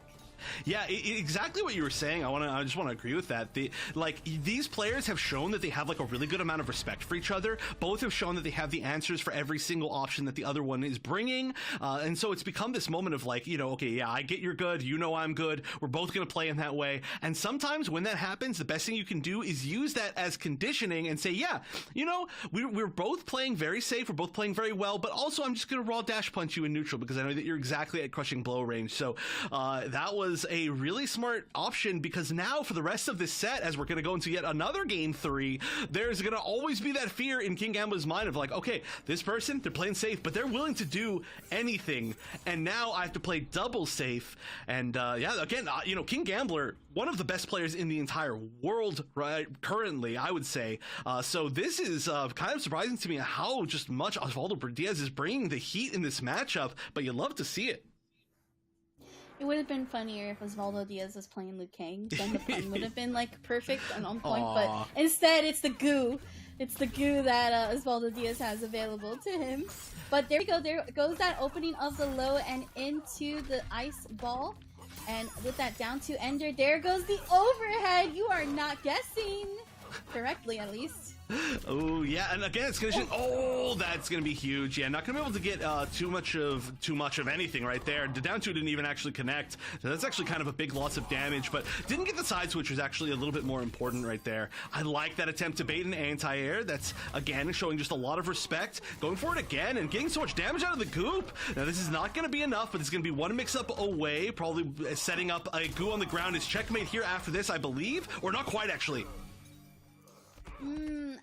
It would have been checkmate for sure, but I think Osvaldo Diaz went a little bit further and actually did that meaty, which I think even King Gambler was a little bit shocked to expect here. But now King Gambler playing a little bit of this defensive game, has to be careful because this is Osvaldo Diaz's match point. There goes the breakaway, so that is defensive meter no longer available for King Gambler. All right, but is it going to need defensive meter, ideally, if you're the one on offense? And although now things have turned around once again, that is a great usage of that slide to actually switch sides completely. The slide side switch, it's hard to say that. But again, the raw dash punch, just to get a little bit more momentum here. Raw dash punch does give you kind of some Oki. That's going to be, it was going to be a big combo in the corner, but just taking so much damage from the goo. King Gambler has to really be ready here. The Fatal Blow is available, so raw goo is not going to be the safest thing in the world, but gotta find a big hit. Is not. That's going to be the full low string connecting, and Osvaldo Diaz moving forward into the upper bracket finals. I really loved how Osvaldo Diaz actually adapted to King Gambler. That was very well done there. It is not easy to go up against a player like King Gambler, and I feel like a lot of it attributed to the fact that Osvaldo was very confident in the level of conditioning that King Gambler was doing and not falling whatsoever for those lows and those overheads. And then more than anything, really establishing the pressure to the point where King Gambler really couldn't do much. Yeah, playing in such a, I think a player-to-player way is the way that I would put it. Because obviously, like we mentioned before, there's so much experience in the matchup for both of those two as far as characters. But, I mean, amazing stuff. That was very, very strong play. So that's going to be Osvaldo Diaz moving forward to take on Jet Ring. King Gambler going to take on D Nola. That is a rough losers bracket match, as S4U Pain is going to be taking on Akira in the losers bracket as well. But those are going to be, of course, off stream. Unfortunately, I would have loved to see both of those, but we've just got so many good matches today that we can't catch them all. Indeed. But with that being said, we are going to go for a quick break before we head into our top 4. So don't go anywhere, as we have plenty of more Mortal Kombat 11 action here on the NA side of the PlayStation Fight Nights. Don't go anywhere.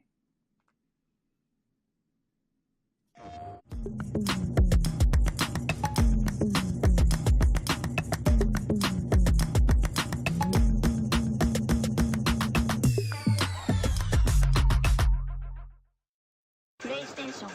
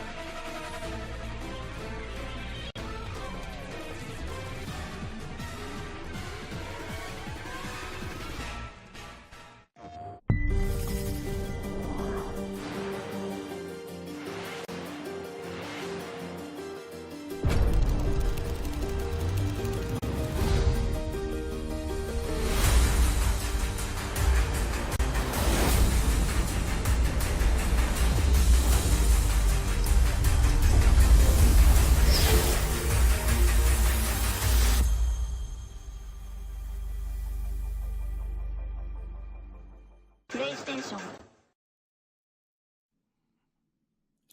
And welcome back, everyone, to another night of Mortal Kombat 11 action here on the PlayStation Fight Nights channel. My name is Saki. Wonder Chef, how are you doing? How are these matches going for you tonight?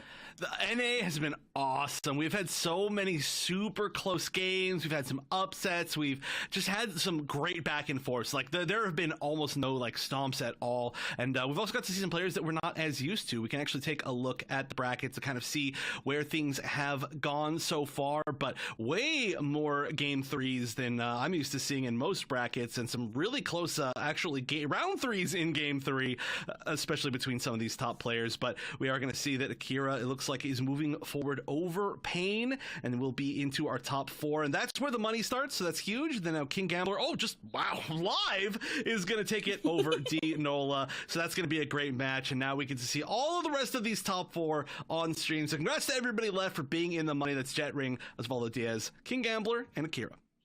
Indeed, indeed. And it looks like that's going to be a rematch that we'll get to actually see. But first, reminder for everyone that you two at home can also compete here on the PlayStation Fight Night channel, as well as get a chance to do so. Remember, at compete.playstation, you can sign up on your browser, you can sign up on mobile, you can also sign up on your wonderful consoles like I do, and definitely get a chance to try to make it to this top 8 and get invited for a chance to be in the money. And going into a little bit too about this next match, which is going to be Jet Ring versus Osvaldo Diaz. Now, this one I've seen a couple of times, but what's really going to be interesting is that we're going to see a lot of leaping. I think we're going to see a good amount of leaping, just in general throughout the rest of today, most likely. Although, hey, you know what? Actually, just to spite you, it looks like there's been a Sub-Zero chosen, but we are still probably going to see a good amount of leaping. Sub-Zero tends to go there a decent amount, just in normal ways. But yeah, this is pretty interesting. We just saw such an amazing match with that Jackie Briggs, but Osvaldo Diaz is like, you know what? I just defeated one of the strongest Sub-Zeros in the world. I'm gonna now be the Sub-Zero. Almost like take advantage of being Sub-Zero, embody the true Lin Kuei spirit, and stop the Joker. You know what's crazy is I feel like Sub-Zero's like the Batman, just without being all tech and being more ice. The attitude for me, right? Yeah, it makes sense. I do totally get it. Like, it feels like it's natural for these two to fight, right? Like, it's like two characters from like similar-ish universes. It just works. And at this point, I almost feel like Joker just fits so well in this game, especially the way that they did it. So I totally get it. But here, there's actually a match going on that I'm not paying attention to, as Jet Ring is already down to below half life. But this is a scary spot. This is, I always like to say, one of the scariest maps in the entire game, levels in the entire game, because of all the different interactables. Right now, it's not coming into play, but one more hit from Osvaldo could be it with that Fatal Blow available. Oh, 100%, especially with a 950 character health like Joker, but Jet Ring staying on top. Also forgot to mention here at the start, this is going to be a best of 5, meaning that there is tons of games. Probably one of the reasons why Osvaldo went for Sub-Zero in the first pick. The Sub-Zero is always such a solid pick as well.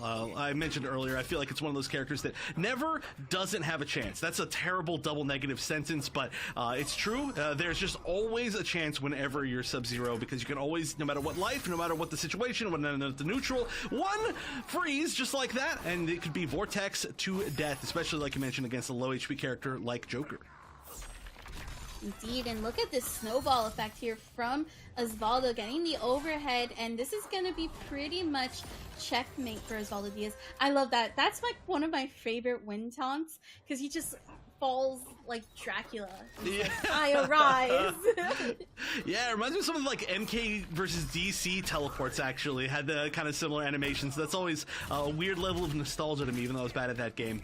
Oh, nice leap to get out. That was actually something that we mentioned like very early, is that's something that Jet Ring likes to do as a defensive tool, is the boing. We didn't get a chance to see it in the other sets just because it wasn't necessary, but it was a great way to at least get to mid-screen, make this mix a little bit less effective. Still pretty effective though. Oh, with the crushing blow too. It's crazy. You have to guess an overhead and a low, and you have to guess the throw. It's done. Osvaldo Diaz taking the first game. Osvaldo Diaz is looking amazing today, like just next level. This is wild. Like, I know they're good, and like I mentioned, they've been on these broadcasts a lot, but this is just another even past level of how good they are. This is just, I mean, Jet Ring, but you know, in argument for the best Joker, I think that it's not, I mean, not even questioned to say that King Gambler in argument for the best sub, and Osvaldo Diaz is just looking so good against some of the best players in the world at their characters potentially. Doing very, very strong, especially in this first game. Yep, absolutely. And I do want to mention, too, one of the things that we kind of see a difference between King Gambler Sub-Zero and the Sub-Zero that Osvaldo Diaz is putting out. The fact that he's also changing it up where he's not ending it with the ice ball, but instead with the creeping ice, that really leads into Sub-Zero keeping safe, especially when he's going for that 50-50 or that overhead opportunity, right? And that's where that kind of didn't work in the favor of King Gambler, because that actual move was not available. Right. I do think, I could be wrong on this, chat, definitely you can blow me up if I'm wrong on this, but I do think that Jackie, too, is particularly good at having a hitbox that avoids the last hits of the creeping ice, and so it's just a lot less safe, too, so that just, it's tough. But I did like the choice, and currently, you know, this is not against Jackie, it's against Joker, so the creeping ice, yeah, makes it a lot more safe against the character that's going to punish you really hard for committing to these mix-ups. Okay. Osvaldo Diaz trying to get out of that corner, but still getting caught in the Jack in the Box. And there goes that low. We do get the side switch. And actually going for the reset instead. A little bit risky, but was still far enough to not get punished. And now Osvaldo Diaz is going to be on this full screen game. Just playing it safe a little bit, trying to find out what Jet Ring's going to do. Again, both players are going to be in favorable territory very shortly for Jet Ring. There goes that slide, but a beautiful punish here from Jet Ring, and we'll be able to unleash the down 2 for the first round. And once again, a really smart choice from Osvaldo Diaz not to break away in that situation. There's definitely a world where some people would have been like, I'm just going to break away, we'll see what happens. But knowing that that was death guaranteed, that defensive bar would not be back by now by any means. So it's nice to at least hold on to it. And it looks like Jet Ring's finally finding a way back into this. It looks like the slower that this matchup goes, the better Jet Ring is doing. So the moment that Osvaldo Diaz gets in is where they're going to be controlling things. And sometimes all it takes is one random ice ball. That's how the first round of the first game ended so quickly. But nice way to fight out of the corner. Again, the defensive side switch blowing, you'll love to see it.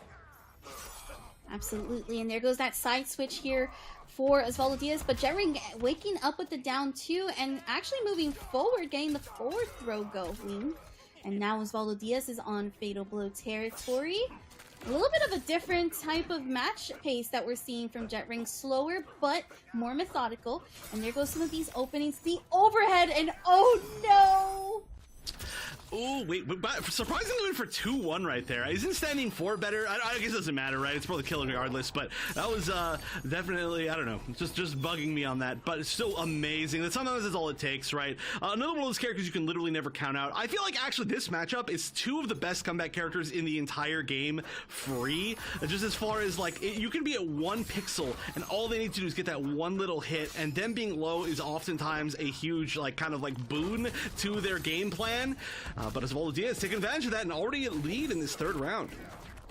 Oh, and unfortunately that short hop is going to open up into the crushing blow territory where Osvaldo Diaz is going to still be stuck in this corner, but the punish off of the short hop, there goes the side switch, and we're going to keep on this pressure, not going to be able to get the full hit confirmed, although in a way it's actually still beneficial as that Jet Ring's now going to be able to still keep up with those defensive resources.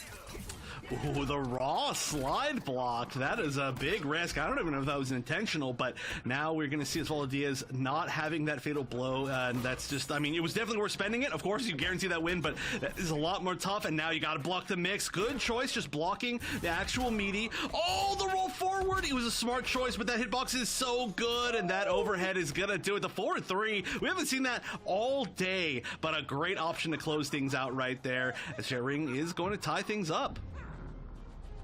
Very, very nicely there from Jet Ring. And honestly, I might expect this game to go for game 5. I feel like that's where these players are going to lead into. There's plenty enough games to adapt for. And honestly, from what I was seeing here, Jet Ring was really playing it slow and smooth. It was actually really good to see. Yeah, I really love the fact that Jet Ring played it at a much like slower, intentional pace, which obviously you don't always get the opportunity to make that decision and play at that pace, but was able to find a little bit more space and then play at that pace and then continue to kind of just take control of things because in the first game it was so fast paced, that thing was over in a blink of an eye, and it was because Osvaldo Diaz was just in control of everything faster than light. So it's definitely going to be a lot about who can take kind of that first advantage, take that first control of the pacing of the match. It's going to be a lot of rush down versus a lot of this more kind of neutral spacing that Joker is so good at, and especially Jet Ring in particular is so good at with Joker. They're going to be sticking with the same variations overall. So it's just down to gameplay, and I agree with you. I feel like NA, these matches have been all so close to each other. Game 5 would not surprise me in the least bit. Indeed, indeed. And now we're going to start off this round again. There goes the Creeping Ice. Not going to use the amped Creeping Ice, but does get the Ice Ball going. Tries to go for the down one hit, but nothing to actually capitalize. There goes that forward throw, but losing the air-to-air as Jet Ring's going to leap. But I feel like that was a little bit of a straight hit, but it still worked there for Osvaldo. Yeah, I wonder why it was just a standing too. I mean, that could have been a little bit more conversion, but hey, you take what you can get, especially as Osvaldo has such a large lead going into this, so they can be the one that plays a little bit more patiently. Although no defensive bar, that lead is gone, guaranteed. That's going to be the full Joker corner combo, and that is a huge meterless corner combo. You love to see it. Well, not meterless, but at the very minimum, you can only spend one bar, I should say. Oh, the fatal blow used again. Yep, there we go. Yeah. Just use it. And also too, I've spoken about this with Sub-Zero's kit before. Sub-Zero's the type of player that, or rather character, that you can use that fatal blow and you still have access to the same amount of damage with your other crushing blows. You have 2 crushing blows that will do that damage for you. So you could sit pretty comfortably. You just gotta load them up. Yeah. I think we used Sub-Zero as an example earlier about characters that you can kind of more freely throw out your fatal blow just like as a guaranteed win or a guaranteed mix earlier in the set, and it's for very much reasons like that. But right now, geez, you can't throw out anything. This corner pressure is disgusting. The well-timed Jack-in-the-Box type stuff is really hard to get out of. You have to be really good at flawless blocking it, making the reads, and sometimes you just don't. Sometimes you get those, like 10-15 second matches where you're just stuck in the corner. And now we're going to another game 3, round 3. However, this is winners finals, so it's going to be not the end of it, but it is as close as we expect it to be. Ooh, I think that was supposed to be a hit confirm into the Ice Ball, but it didn't actually connect, and that is why Jet Ring was able to actually continue pressing while the startup of the Ice Ball was going. And Osvaldo Diaz doing the down 1 checks, especially after the Creeping Ice. Jet Ring bringing out the Jack-in-the-Box, and again, there is that pressure that is just disgusting when we look at Joker. And that is like the 4th Raw slide that's been attempted to try and get out of jail for free, but the ultimate price has been paid. Okay, not the ultimate yet, but there we go. Actually hopping over the down 4. Very nice. Jet Ring found another spot in this match that is very much controlled. That corner has been very difficult for Osvaldo Diaz to get out of. That was 2 rounds straight where almost not a single really solid hit was landed from Osvaldo Diaz. So it's going to be Jet Ring going up 2-1, and now needs to just win one more to advance to the grand finals. But Osvaldo Diaz has to take a moment and kind of decide, like, do I want to stick with this Sub-Zero? It's been working very well. I definitely would not say it's a bad decision to stick with it, despite the fact you're down 1 game. But we do know, of course, that they've got some other great characters. Yeah, absolutely. Now, I think we might... no, we're not going to see the switch to Jackie. I actually was expecting the switch to Jackie to happen. I was ready to call it, but no, that's not what's going to happen. Interesting enough. We're going to stick with the Sub-Zero. Now, this is the tricky part, because if, for whatever reason, Osvaldo does win, that's a character locked until the end. So you can't, that was like your ultimate opportunity to switch to your main, per se. Yeah. I mean, I do think that Joker has some really good options against Jackie, and at least, like, you know, if we're locking into Sub-Zero, again, I don't think there's any characters in the game that are like, oh, I can now just counter-pick you, and now Sub-Zero can't do anything. It's like, you're always going to have a chance, so definitely could be worse. I kind of expected Jackie as well, maybe, but hey, the sub's been doing really well. A big thing here is just trying to figure out how to get out of this corner, which already is not looking like the easiest thing. Like, even trading the rollout, that's the first time we've seen that as an option. I really like that, but what was that? That was not... What? What is going on in general? This is a scramble. All drop spaghetti. All the drops are actually not working in favor here of either player, but it looks like Jetring was able to recompose themselves. So has Osvaldo. Now is going to be stuck in the corner here for the pressure scenario. Now, we have seen this before, where Osvaldo has been able to get that slight hit and then into the fatal blow, but not this time. The jump actually going to get stubbed with that forward, too. Yeah, that was a spot where we saw a lot of slides, actually, so now definitely conditioned not to go for those slides, but this is match point for Jetring, and once again, we are seeing this spot so tough to get out of. Finally, a defensive opportunity for Osvaldo Diaz, getting Jetring to be the one in the corner. Great usage of the meter slide, but now you gotta keep it there, because this is her last chance to stay in winner's side. Nice set forward, too, with that huge anti-air hitbox, but again, there's so many weird drops going on. What a grab here from Jetring, actually pushing Osvaldo back into the corner. And look, the Jack in the Box are disgusting. This is pressure down 2, though, from Osvaldo Diaz to try to stay alive. This potential match point. And there it goes. Jetring not going to have enough meters, going to have to let it go. But there it happens with that forward 2. And Jetring taking it over Osvaldo 3-1. Oh my gosh, everything that Jetring found there about just how to control the corner was so key. I mean, that was looking so good in both sides. It was looking as close as it could be, and then we got to game 3, round 3, and suddenly it was like, wait a minute, if I get Osvaldo Diaz in the corner, they're just not able to get out. They just kind of, you know, just kind of like a realization of like, wait a minute, this is a spot that I win. And clearly just took that, ran with it through the entire rest of the set, and Jetring is going to be the one moving on to the winner's side of Grand Finals, which is an amazing spot to be, especially with all the other players that are in this bracket. You want to have that advantage. Now, we did in Europe see that the person on the side, the winner's side of Grand Finals, did actually lose and get second, but we don't know if that's going to happen again here, as there are some great players, so it's very much possible, but Jetring has been looking super good all day. Yep, I couldn't agree more with you there. Looking very solid. It feels very comfortable. I'm definitely enjoying quite a bit on these wonderful players and how they're playing. And as we go ahead and start inching closer to the end, that does lead with Jetring going to be sitting in Grand Finals. I'm telling you, we as commentators, Wonder Chef, should be like fortune tellers, because especially like we see what's happening and we're like, yeah, this player's gonna make it. This is the statistically speaking makes sense, right? But in regardless of that fact, Osvaldo Diaz will be heading down to the losers finals, as they will be waiting for the winner between King Gambler and I believe it's Akira Jabo. So this is a rematch, Wonder Chef. Earlier in the bracket, Akira was eliminated on the winner's side by King Gambler. That was a 2-0 match. This is a sort of a repeat situation, as it's going to be again versus Akira Jabo, but also still that best of 3 format, because this is not one of the finals.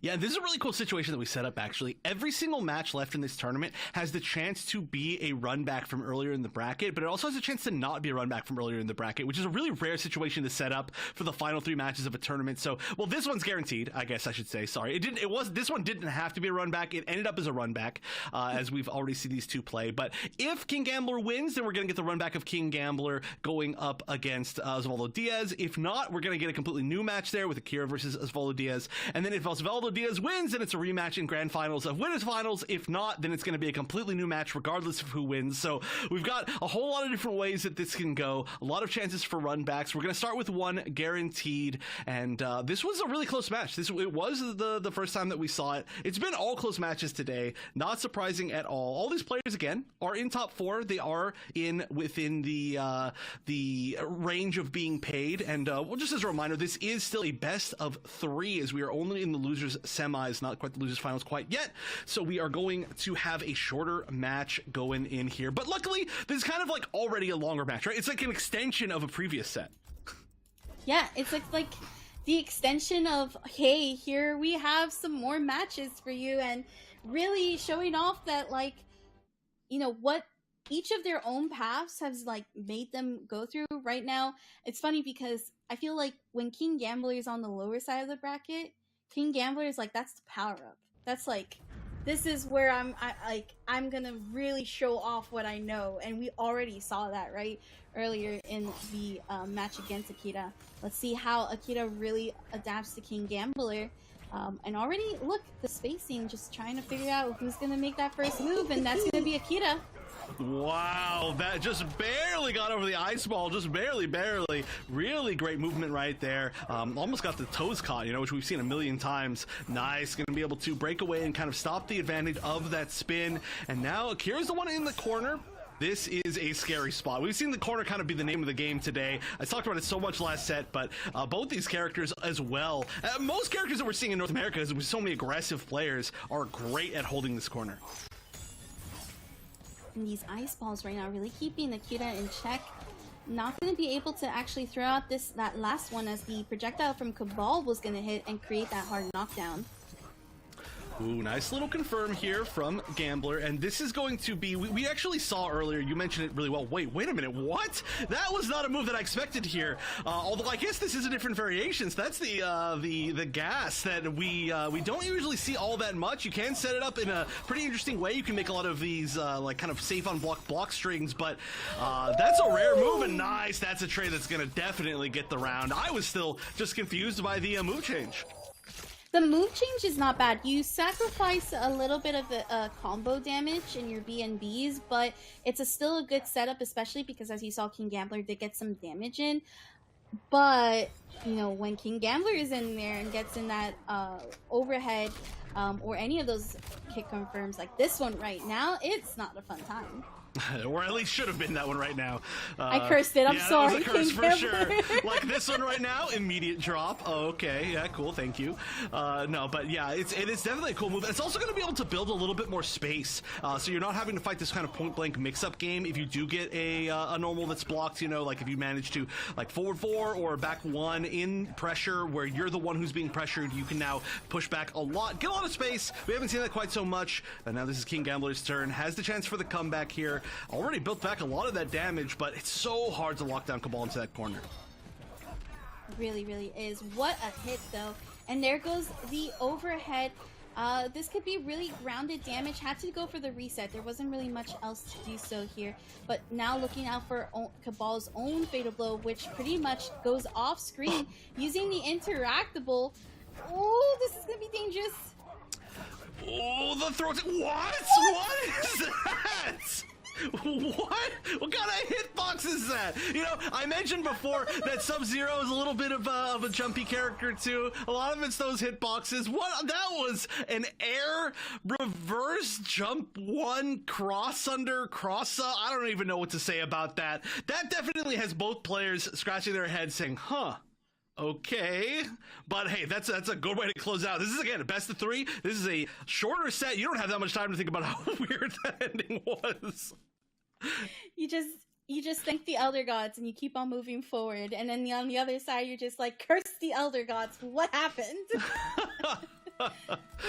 I'm supposed to be the one that's strong in the air. What just happened there? But yeah, you just got to move on. That's all there is to it. Sub-Zero, though, honestly, in kind of every game, has infamously good jump hitboxes. Whether it was this game, MKX, Injustice 2, every single game, for some reason, Sub-Zero just is also good from the air. Really good like reach. So we get to see one of those great hitboxes, and we're moving back to the level that I was talking about being so scary as far as mix-ups. And I do feel like, especially characters that don't already have mix-ups like Cabal, can take advantage of the tick-toes from the interactables really strong here. Gotta be careful as Gambler. Oh, what a really big risk, especially at full screen. You're playing against King Gambler, friend. Has the reactions the young man reactions. Oh, yeah, there we go, using the gas blast. That's, again, it's just such an interesting move to see, but nice. Gonna go for the interactable. Just to be able to end and get a little bit of Oki off of it. It does leave them relatively close, so it's just such a scary, reusable option there. And nice, that's gonna be a first big hit. I think you gotta lock them in the corner for this one. Yeah, you gotta keep going with the Oki. There's just no way that you're gonna keep them mid-screen and make this full comeback, unless you're really lucky, but one more hit could do it! Oh, the restand! Oh, tech. And then the down two, dash up down two. That was how we saw actually their first set getting closed out, was the dash up down two. A great read from King Gambler. So just knowing exactly when those neutral jumps want to happen and how exactly to counter them. Not the easiest thing. I'm actually surprised we're not seeing more back threes to counter that. I feel like that would be a great option as well, but we haven't seen that come out from King Gambler almost at all. Regardless, the patience is working out. Maybe it's just something that gets stuffed by jump kicks. We'll see if it comes out at all. Hey. Not going to be able to get the kick confirm off of the creeping ice, but the down two here was going to get somewhat of a confirm, but not able to fully lash it out. These straight hits, though, really kind of catching King Gambler off guard, but there goes that pushback off of the slight gas. And, ooh. Yeah, that's a great. But I actually point out, we did actually see the back three as soon as I said it, and actually did whiff. So that's me once again for good reason, being on the desk and not playing. But great round from Akira. That is, yeah, like you mentioned, it was a lot of stray hits, like just little hits here and there. It was funny. When we had Ebonic Plague commentating this, he was saying, "Oh yeah, great Abare," and I'm like, "Oh, who says Abare with Mortal Kombat?" Even though it's a great term, it's just so weird hearing it. But that was for sure what we ended up seeing right there. Oh, for sure. What a down one check here from Akira. And this is a bit of a different, I would say, momentum's change from what King Gambler was going through. But what a good overhead. And now it is King Gambler who's dominating the corner. What a hit, though. It's a single hit confirm of the gas as well from Akira. And the pushback to bring out the spacing just enough to do either the projectile or to try to leap in with the jump too. Look how patient this match has turned. It was so aggressive. Oh, that's a way to do it. You take the high road, I'll take the low road, and we'll end up switching sides, and you can do it the corner. But there we go. I love that, honestly. That is just putting them into like such a good spacing for that jump. There's a lot of mileage out of this move. I really love the way it's being used just for the restands, the extra damage, etc. In those weird situations. But here we go. This could be the end of everything. This could be how it starts. Oh, what was that? An attempt at a reset? Very strange. Oh. These slight hits, they're not hit confirming. They're not confident enough to actually keep it going. But the up two, it's the fate of the breakaway armor break. Oh my gosh, that's such a good option in the scramble situation, right? And that was a great way to close it out, as it's going to be 2-0 to King Gambler. But wow, that was a huge scramble at the end. King Gambler had literally like 3 opportunities in a row to potentially close that out right there. I mean, they were weird little straight hits, but like a 1-2 landed, the 1 connected after some sort of air-to-air hit. There were just a lot of weird little things. The weird like jump over after the jump 2 after the freeze. I don't know. It was all weird stuff, but it's like, you know what? 4th time's the charm. We're gonna find the answer eventually, and I mean, that's a stylish way to do it. The up to the flawless block up to into guaranteeing that you get that kill with the breakaway. Great stuff to Gambler, and that's gonna be a double elimination for Akira, going down twice now to King Gambler. And almost, I wouldn't say it was almost the same way. I would definitely say that Akira really changed it up, especially with that different move pick. King Gambler is just the master of clutch, and that is where you definitely see that. So with that being said, Akira is going to be the 4th place winner on this bracket. So that means that they still get some money, whereas King Gambler is still going to go on the climb and continue on facing against, this is the rematch, Wonder Chef, Osvaldo Diaz. Yeah, like actually, no, wait. Is it Osvaldo? Yes, it was. Yeah, okay, it is. You had it right. You had it perfect. I was scared there for a minute. Oh, I know. It's weird because, like, honestly, like anybody could have won any one of these matches in at least the second half of this bracket. So it's like, wait a minute, did they actually win? Did they actually lose? Like, Osvaldo was looking so good. What happened? That's right, the corner stuff against Jet Ring. But yeah, we are continuing on this path of rematches. And now, if Osvaldo Diaz wins this again, then it will be yet another rematch. Otherwise, King Gambler will be in a great spot, being able to go into grand finals as kind of like a fresh matchup against Jet Ring for today. So that could be a really good thing for King Gambler if we do end up seeing it. But we've got to see if the tides can turn, as Osvaldo Diaz was the one who knocked King Gambler into the losers bracket with a pretty solid game. I mean, more than pretty solid. It was a very close set, but that was a great looking Jackie. And we did see the switch to Sub-Zero for that last set, so we'll see if there's a little bit of time to kind of readjust to that Jackie, or we'll see if King Gambler, like you mentioned, with the losers bracket power up, is going to find that answer, have that answer from earlier, as now this is going to be the second run back in a row for King Gambler. Absolutely. This is, I think, where we start seeing a little bit of our shift into what is like happening with these players, right? So you have Jet Ring, who we definitely said was going to be within the top 3. That's already kind of confirmed there.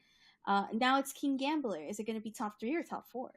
Or no, they're already top 3. So yes, top 2 or top 3. Math is not my strong suit. It's okay. Yeah, there's a number 1 rule is don't ever make any commentators do math. For whatever reason, that's just a prerequisite. Never. If you're really good at math, you probably can't commentate. It just doesn't fit. You have to be bad, guaranteed. But exactly like you said. But 1 up, of course, guaranteed top 3 for both these players. But you want to get into that top 2 spot at minimum, and the winner of that is going to get that extra money at least. And I feel like both of these players have a great opportunity to actually make the run back against Jet Ring, just based on their previous, sets, because it is a run back or a fresh set. So we will see what happens. It is the switch back to the Jackie as expected. It worked extremely well before, but this is King Gambler after making a strong losers run, after having some time to think about the match, and we know that King Gambler is one of the best at adapting all around.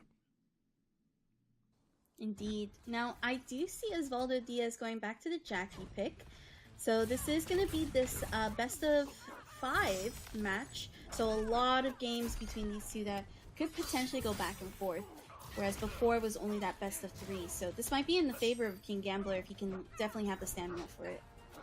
Right, yeah, we saw the shorter set earlier, so, and it was honestly so close, like, it's such a difference. It's hard to explain the difference between a 3 out of 5 and a 2 out of 3 in Mortal Kombat 11, like, it's like a completely different game, but right now, this first round looking really strong already. We're already seeing all the big, adaptations, or at least just taking control of the game. We saw a lot of back and forth with these two, as of course they're going to be some of the strongest offensive characters in the game.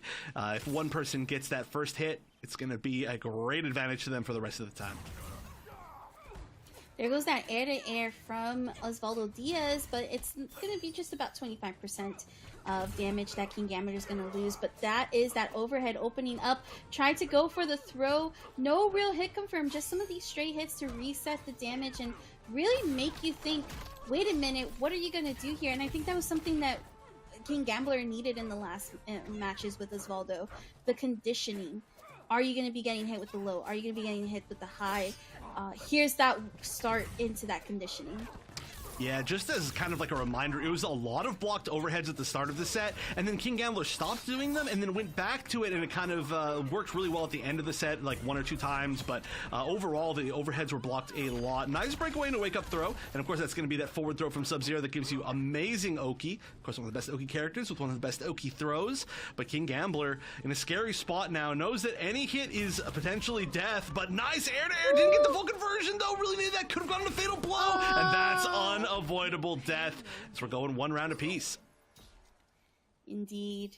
That could have, you know what's crazy is that would have been, it would have been a 2-hit scenario, right? First hit to probably force a breakaway, and then the second hit really using the fatal blow to get in. So there was a little bit of a interaction that needed to happen quite often, but we do have that creeping ice move here to get some of that damage going. And now that is plus. We're going to jump over the throw, but still putting ourselves in the corner here with King Gambler. Now having to hold the Jackie pressure. With the anti-air off with the down 1. The reverse down 1, that was really nice. That feels like that turned everything around, but here we go, rising ice, and that is going to be the full crushing blow. We're in the final round. Look at that huge damage into the overhead again. King Gambler saying, all right, this is where I wanted ya. We're spending it all now. And even if that was blocked, there was plenty of meter to break away, plenty of life to play with, so you just want to try it, and that's going to set up a precedent for the rest of the games as well. But it feels like King Gambler is already in the zone for this set compared to how that last one went. Very strong stuff here from King Gambler. I think when we last saw King Gambler against Osvaldo, it was a 2-1 game. So it really came down to Osvaldo adapting. Let's see if King Gambler can stop that and keep up this momentum and change accordingly, only based on if Osvaldo's actually really changing it up. Yeah, I feel like there are going to be some pretty big change-ups overall during the set. We saw great adaptation from both sides and a lot of conditioning on both sides in a 2 out of 3 set. So now that's 3 out of 5. I feel like, sure, yeah, the first game being strong is great for King Gambler, but, these first games are kind of just like, okay, let's set up the pace. Let's start to see what everybody's trying to do in this set, what mix-ups they're going for, what pressure they're going for. And as this set goes on, we're going to see who really is kind of like finding that pocket of like, okay, I'm in there, I found the answers, and you don't have an answer for it quite yet. As look at already we're seeing Osvaldo Diaz with a different level of pressure and a pretty strong first round. Just needs even almost a grab here with this damage over time. Absolutely, and what a delay leap to where King Gambler tried to go for that down 1 anti-air. Instead, Osvaldo avoiding it completely and taking this first round. This is, again, what we kind of started expecting, especially as you start seeing these matches happen again. You're going to start seeing some of those patterns and really show off, like, did you change from, and did you learn from those last matches? I would say that Osvaldo is definitely from those last matches. This is looking great. Wow, didn't get the whiff punish on the up 3. Did manage to make it whiff, though, which is a big deal. And that doesn't mean no more defensive bar for situations like, like that. That could have been a lot more damage. This is going to be a great pickup, though, especially in the damage over time. Osvaldo Diaz is looking like a monster right now. But, again, 1 hit's all it's going to take, but no opportunity. Wait, that could... Okay, still going to be GG. Checkmate no matter what. And what a fast second game. Really learn that what King Gambler was trying to do, stop King Gambler from backdashing, really hit King Gambler super hard, and then of course block that overhead and for a full punish. Right, and that is going to be 1-1 now, as King Gambler is going to have to be the one who takes the turn to readapt, right? This is really a back and forth. I feel like these two players are really good at fighting each other, if that makes sense. Like, you can tell that there's like so many intentional changes during the actual match of like, okay, I'm going to change how I'm going to play this way. You're going to change how you play this way to counter that. I'm going to counter you again. It is, it's a little bit cliche to say, but they are really playing kind of like a chess match as far as the fighting game type of mind games go, and I love the fact that they are just sticking with their guns. Of course, I expect mostly to at least see just the Sub-Zero from King Gambler, but I love that we're sticking with the Jackie no matter what happens on the other side. Again, not be surprised at all if it did end up making it to a Game 5. Indeed, and now we are going to see Gambler still sticking with that variation. It's going to be that Deep Freeze Creepy Nice variation that we were... sorry, not Creepy Nice, Rising Ice, rather. And now, here we go, the plus frames, but actually interrupting, that is perfect. That's something we hadn't seen in the entirety of the match, where it was that down 1 check through the actual string. Yeah, again, they're just adapting to each other so well. And we're also seeing a lot more Rising Ice combos this time around. Yeah, all the moves are ice. It's just whether they rise or creep or whatever, it's just all going to be ice. But look at that. Osvaldo Diaz dominated that last game, and now King Gambler with also, may I note, an extremely smart way to end that. Building up 1 charge on the meter's slide, crushing blow, and then on top of that, getting the corner as well. Just metering that damage extremely well. These players are incredible. Ooh, that punish is gonna cost King Gambler. It is the full screen, so that there is that to kind of keep in mind. Now the ice ball though coming out, but the full breakaway from Osvaldo Diaz. Once again, the ice ball going out again. Now there's no defensive meter to actually break away, so you're gonna hit all of that 31%. And here we go in the corner. Very nice, super meaty kind of like falling jump too, but Osvaldo Diaz finds the way out. The defensive meter is gone. This is a pretty much guaranteed 1 hit, but again, anti-airing in reverse. No! The fatal blow drops. That's super unlucky. There's still a great chance, honestly, for both players here. Oh, but the connection's gonna land. That is a heartbreaker. It's a weird fatal blow to land in the corner, especially against kind of like the thinner hitboxes like Jackie, so it's not super unsurprising to see that whiff, but it's pretty heartbreaking. I know, I felt such confidence there from King Gambler to use that fatal blow, so hopefully it doesn't get too much on the mental side of things. Osvaldo Diaz, though, already starting off the round with that health lead. Very much significant, but okay, a punish from King Gambler, getting caught in the down one check. The throw tech, though, and able to actually get the back throw to start the guessing game. Going for the full overhead, but not going to be able to actually hit confirm into like a slide or anything like that.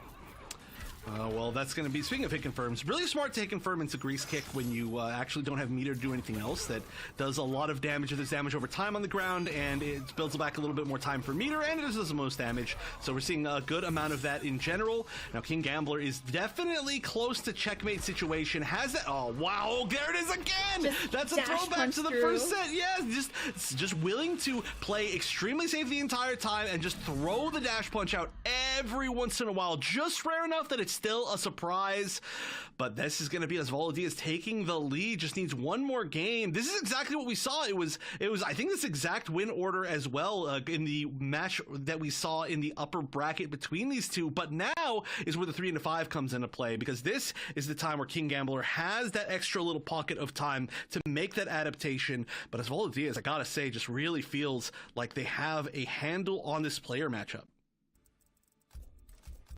Really, so much so, like, again, this is a repeat, right? We saw King Gambler take that first game, and then now it's Osvaldo Diaz who's taking these next few games, and we're pretty much trying to push King Gambler all the way through and see if it's even possible to make the comeback happen.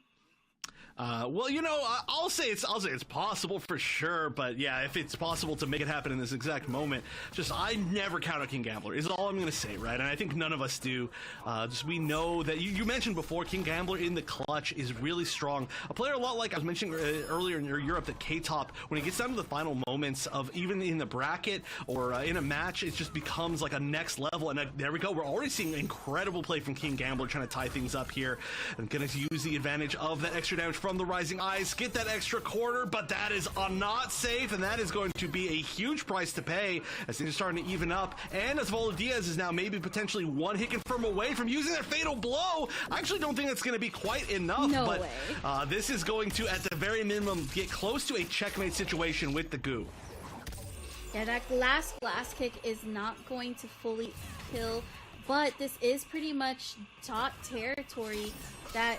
Oh, wow! King Gambler tried, actually did the preemptive, thinking that the overhead was going to hit. I actually thought the overhead hit, but it didn't. So, wow. Yeah, that was, I mean, hey, it was a great attempt, right? You got to make an attempt there. You have an opportunity to 50-50. Just go for it. And if it works, it works. If it doesn't, it doesn't. But now it is match point for Osvaldo Diaz. However, King Gambler definitely not looking out of it after that round as well. This is a very strong corner round. Needs to, I mean, we saw before, though, the overhead's been blocked so many times. I would love to see more lows. We haven't seen that many of the lows come out, but the overheads are just so consistently blocked by Osvaldo Diaz. It is unbelievable, actually. Right, and that goes that stagger pressure here from Osvaldo to try to get through on and getting the throw, but King Gambler still staying alive, has a lot of health here. It really just comes down to surviving the pressure and then actually cleaning up these rounds. That is dot damage. Look how much of that dot damage is just going on through, though. It is a lot of damage. It is. It adds up to be so much. Nice. Those crossover anti-airs with the down ones have come into play so much for King Gambler. Now just needs one more solid little hit here. Not going to be the easiest thing in the world. This is actually scary. One more hit and that could be it. Amazing tech. Only getting the little bits of damage. I cannot believe the King Gambler bet it all once again on that overhead. That is a lot of confidence to say you are not going to condition me to not use this overhead. It is one of my strongest tools, and I am still in this. And there goes that crushing blow, 416 damage. We talked about it before. That is pretty much fatal blow. So you already used that one tool, and what better way to cash out on all of that? There goes the interactable, another 40%, 240%, and that is a flawless Wonder Chef, a flawless. That's a way to tie things up. Oh my gosh, that was from one of the scariest moments to, oh, okay, I made it happen. This round is mine. That was like the closest clutch final round moment to just literally a flawless in like 10 seconds. That was a great way to fight back into this, and that's what I was saying. The 2-1, it's clearly Osvaldo Diaz ahead in these sets, but now that we're getting to the Game 5 moments, this is where it all comes down to who can make this final adaptation. These two players are so evenly matched that they have gone to the wire every single game. They haven't even, like, nobody's even taken, like, that much of a lead. It's only been 1-game leads at a time, and it's just down to this final one. Honestly, I think, like, the adaptations are being made. It's just who plays better in these final moments, and so much of it is that Osvaldo's been blocking amazingly, but King Gambler is not afraid to still throw out the mix-up. Sometimes they work, and when it matters, they have been hitting. So let's see what happens. Game 5 here. Who's gonna make it to grand finals? It's between one of these two players, King Gambler, Osvaldo Diaz. Osvaldo starting off with the strong pressure. And that is already pretty much 50% of King Gambler's life just completely gone from few interactions that Osvaldo Diaz was bringing out.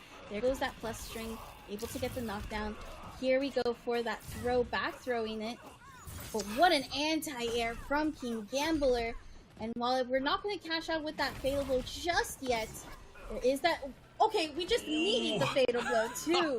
Wow, Osvaldo Diaz also coming back just as strong. Yeah, that was great. I mean, that was the first time we saw the raw fatal blow coming out kind of as a reversal option, and Osvaldo Diaz was ready with the good timing on the meaty. I mean, there's plenty of time to stuff those, but a lot of times you're just not expecting that that's going to be the option. You're not going to need to have to stuff those frames, but great stuff, and Osvaldo Diaz on match point once again. I want to see this go to a final round, but right now, Osvaldo Diaz literally just flying all over the stage with that slight lead, knowing that they can be the one holding on. No meter for that conversion, and we gets one big hit, but not going to get great Oki, just going for the meaty ice ball only. And that's a big punish here, exactly what Osvaldo was waiting for, getting the down 2, and the goop is on King Gambler. The dot damage doing its trick, and it does take one hit confirm here from King Gambler though. Let's see if it can make it. Oh no! No! Right there, and that's 950 health, so this is definitely death for Osvaldo Diaz. You got your final round, Wonder Chef. I did. I got my wish. We are on Game 5, final round. That's just how it's going in North America today. No more fatal blow available for King Gambler. We've seen that he doesn't necessarily need it to win, though, especially when all these crushing blows are saved for this final round, like you were so expertly mentioning. And now it's going to come down to who's going to start this offense first on amazing conversion. The full conversion into the full crushing blow. That was so specific. Amazing from King Gambler. He's got the corner as well. Actually punishing the grease kick, getting the slight overhead, not going to kick confirm. Now it's defense time for King Gambler. Goes for the down 1 check, nice tech. Tries to actually play the corner to the advantage, but Osvaldo Diaz getting the knockdown. Another throw tech from King Gambler. Avoiding this throw completely this time, but no punish because of Jackie's animation. Oh yeah, she is so safe on those throws. That was really scary. But here we go, the down 1 anti-air again, and a full conversion, gonna take that corner as well. Getting that nice knockdown off of the low, taking the plus frames. That's gonna connect as well as Diaz ducks the throw, doesn't get the full punish. That could have been the turnaround, but the throw is gonna do it. Final round, and King Gambler controlled that corner so well. The adaptation has been made. The run back has been made, and we're gonna get a fresh match in grand finals as King Gambler advances. One thing that I think is so important to remember here is the amount of games that it took for King Gambler to make the adaptation, and you can see that the best of 5, when you have enough games, you can really make a comeback, and that was awesome. Yeah, that is the key there, right? If this was 2 out of 3 sets, this would have been Osvaldo Diaz with the double elimination on King Gambler, but it all came down to those final moments, and we could just tell that in those final moments, King Gambler just knew, hey, you know what? I am just such a veteran player in tournaments in general. Like, I've been here a million times. I know how to stay solid for this. I know exactly what people do in these, I don't want to say desperation moments, but these kind of last chance moments. And it's not to say that Osvaldo Diaz made any mistakes or played bad. It was just all down to who made a few more correct choices in that offense. Like in that last round, even the very final round, right, of the set was really not one-sided. It was a back and forth. It was just King Gambler took the corner, then Osvaldo Diaz took the corner, and then it came down to like an anti-air into a reverse. And that conversion, may I note, amazing. The full conversion with the full like weird anti-air into the freeze that was super low to the ground, to the super deep jump kick into the dash forward crushing blow. All all of that was like so key to that round winning, and that was just expertly done. So again, amazing set, maybe my favorite set that we've had so far today, but we've still got a fresh grand finals, which is a wild thing to think about after we've seen so many rematches. Especially considering that EU had this grand finals reset. Could be a chance that we could see the same thing. And honestly, I actually don't think it's going to be the same as EU, where it was that 6-0. I think it's actually going to be 5 games each. That's how good these two players that we're going to see up next. It's going to be Jetring versus King Gambler. That's going to be our next match. With that being said, Osvaldo will be heading home third. So again, inside that money, now it's determined who gets that final prize and gets to be crowned the PlayStation Fight Night champion of May. Yeah, it's tough. Honestly, it feels like everybody in the top 4 did equally well. It just came down to these final moments. This is a really great kind of ending to this tournament. But yeah, congratulations again to Osvaldo Diaz. I think playing some of the best Mortal Kombat that I've ever seen them play throughout this bracket. But we're going to come down to 2 players from North America for this grand finals. It's going to be, of course, Jetring sitting in the winner's side with that big winner's side advantage, taking on King Gambler, who we did just see overcome the person who defeated them already in the bracket. So nobody left this bracket have they played so far. And we are going to come down to, as expected, the Joker versus Sub-Zero match. No surprise at all to me. Jetring did just play this against Osvaldo Diaz. Did very well. It was close, but did very, very well in the matchup. So is already in the right mindset, but we'll see how King Gambler does in this matchup, as we haven't seen it yet today. Absolutely, we're gonna see the Joker versus. Well, we technically saw the Sub-Zero versus the Joker. Earlier with Osvaldo, right? But I mean, this is literally the person that's been running Sub-Zero throughout the entire bracket. Let's see how Jetring can make do against a player like King Gambler. Also, again, 2 really strong players. We're talking about Jetring, who's won a couple of these PlayStation Fight Nights, and we're also talking about King Gambler, who's also been just a really dark horse throughout the offline competitive. Yeah, both of these players have won many tournaments in the past. I mean, Jetring even, I think, was one of the players winning the free trip to EVO, and King Gambler, one of the players who made top 8 at EVO. Lots of just success for both of these players, and like you mentioned, I expect it's going to be a pretty long set. I know that the hype is on, but once again, especially with King Gambler, who, by the way, is going to get a great setup there, starting loading the slide crushing blow, which we haven't really seen that much, but I feel like King Gambler is a player who is really doesn't really dominate players usually, right? It's a lot about kind of adapting to their play style, bringing it to a close game, but then finally kind of making the right adaptations in the right moments, which is tough. It's a tough play style, but it's very mental, and that's what King Gambler is good at. All right, there goes that fatal blow cancel from Jetring, still getting caught in that overhead, and now King Gambler is up with the round against Jetring, playing it pretty slow, but look at the amount of damage that both of them were taking in that first round. And you can really see that they're each adapting properly, missing the opportunity to punish the whiff throw, and actually still able to get the hit confirm. I like the bit of the reset. Again, we're seeing King Gambler really try to condition opponents to sort of back away or create this response where he'll be able to actually get the hits in that he needs to. Yeah, or even just trying to kind of safely testing what their responses to things are going to be. We saw that reset, the last reset that Gambler went for. I think that was a bait actually on an up 3, which is not the easiest thing to bait against Joker, but that was, I think, the spacing that he was going for. Still, this is a tough spot now. Jetring's taking control. We're seeing, again, a very patient King Gambler, but now has the corner, has the fatal blow. What's the slide? I cannot believe that slide didn't punish. I'm surprised it even went through the other side. I'm surprised that even happened. That was very strange for sure. I guess just one frame too early, because that felt like that was a punish to me for sure. An amazing one, may I note. But wow, let go of the fatal blow. That may have been a mistake, not actually dash canceling that, or maybe it was just a really heavy read. Regardless, that is going to be King Gambler taking game number 1, and we are on our way already to the start of a reset. What a punish there. Very good matchup knowledge, especially considering that sometimes when you see that, it's always going to be a little disjarring, right? But a big consequence. Let's see if Jetring can clean this up and go up against King Gambler and actually adapt. We did see the adaptation when Jetring fought against Osvaldo earlier. where it was like that first game belonged completely to Osvaldo, and then it all went to Jetring.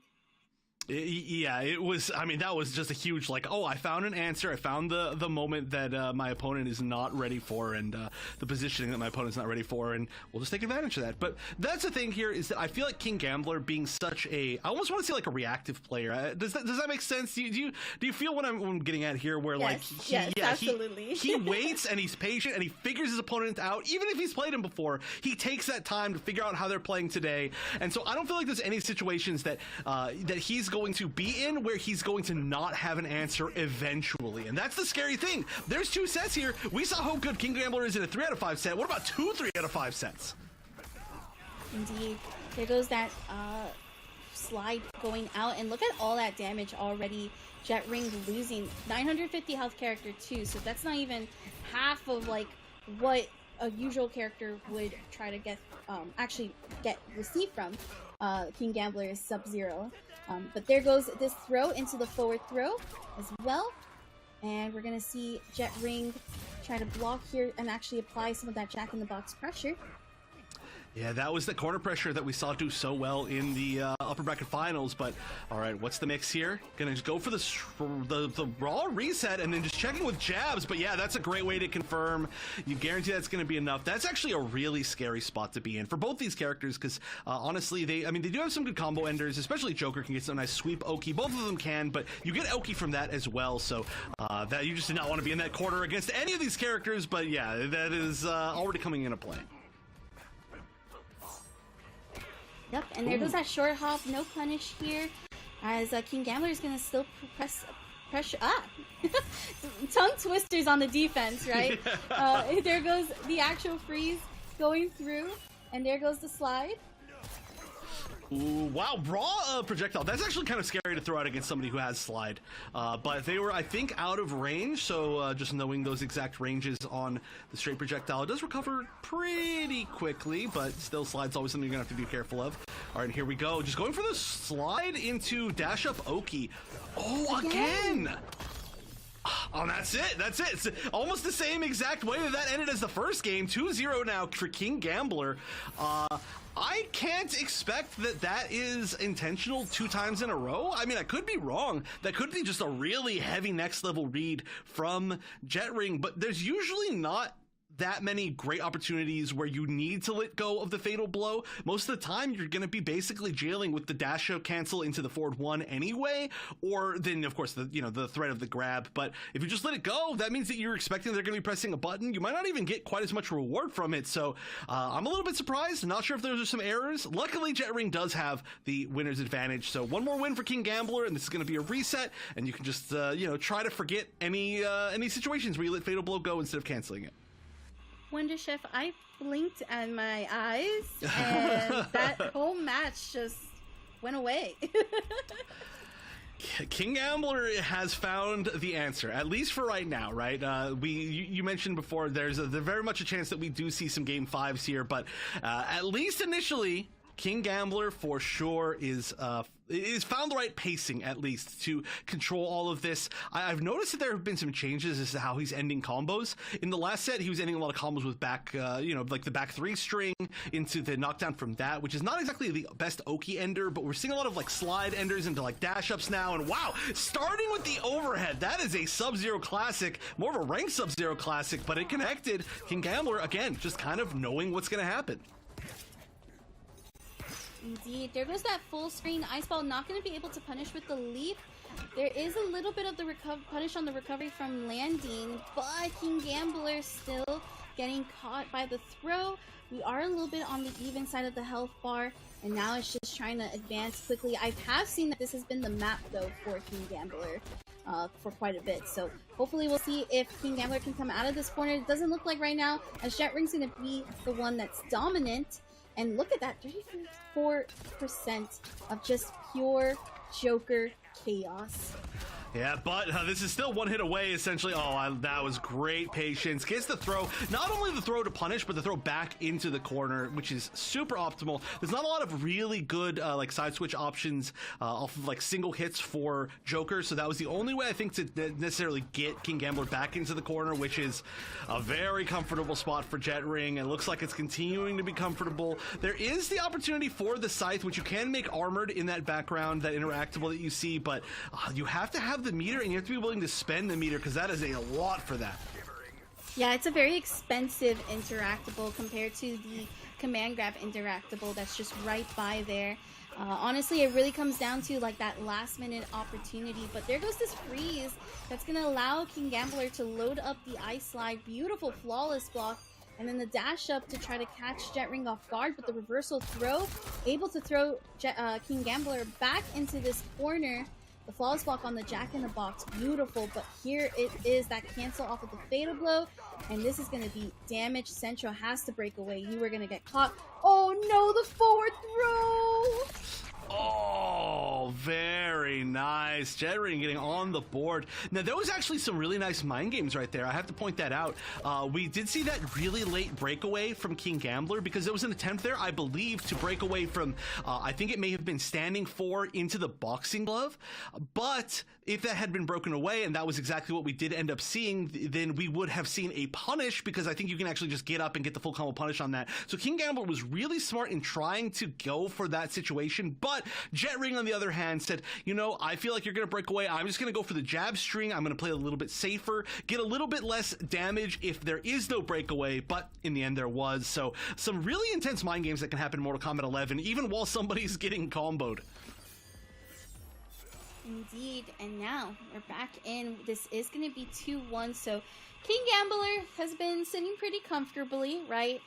Very close to that bracket reset, whereas it's Jet Ring that, okay, do I really want to go to a bracket reset, or do I want to try to finish this properly? And we'll see if we're going to go into the Game 5. I did mention to you, Wonder Chef, these are players that I definitely expect to go for Game 5, for sure. I agree with you. That would not be even a little bit surprising to me. Ooh, nice tech. The kind of a weird little mid-screen throw right there. Not one that usually people are going to be like looking for. So really nice stuff. And of course, guessing the right direction. But here we go. This is time for King Gambler. Oh, actually, I didn't even realize. Switching to the Rising Ice, the Creeping Ice off the table. Wow, that is so rare to actually get that as an armor-breaking crunching blow. But hey, we take those. What a round so far. That was incredible. That was a great call out. One of the few armor breaks that's actually very difficult to hit, and you still got it. That's perfect, and a great opportunity for King Gambler. So close to be resetting this bracket. Yeah, that is extremely rare. The amount of times that I've actually seen that used as an armor breaker actually connecting is probably less than 3 in tournament matches. So incredible. And again, one match away from, one round away here from the reset bracket. Jet Ring now, though, has the corner positioning, which was we've seen basically every single win so far in the set is just bullying in the corner. Same thing we saw with the Osvaldo Diaz set earlier. It's just about the fact that we do see some kind of stubby normals from Sub-Zero. Not the easiest thing to poke out of this situation, not the easiest thing to get some space, but hey, that's a good start. Oh, the slide getting blown up, literally. Oh, the jump in. This is perfect for King Gambler, getting the side switch and actually fulfilling the full string.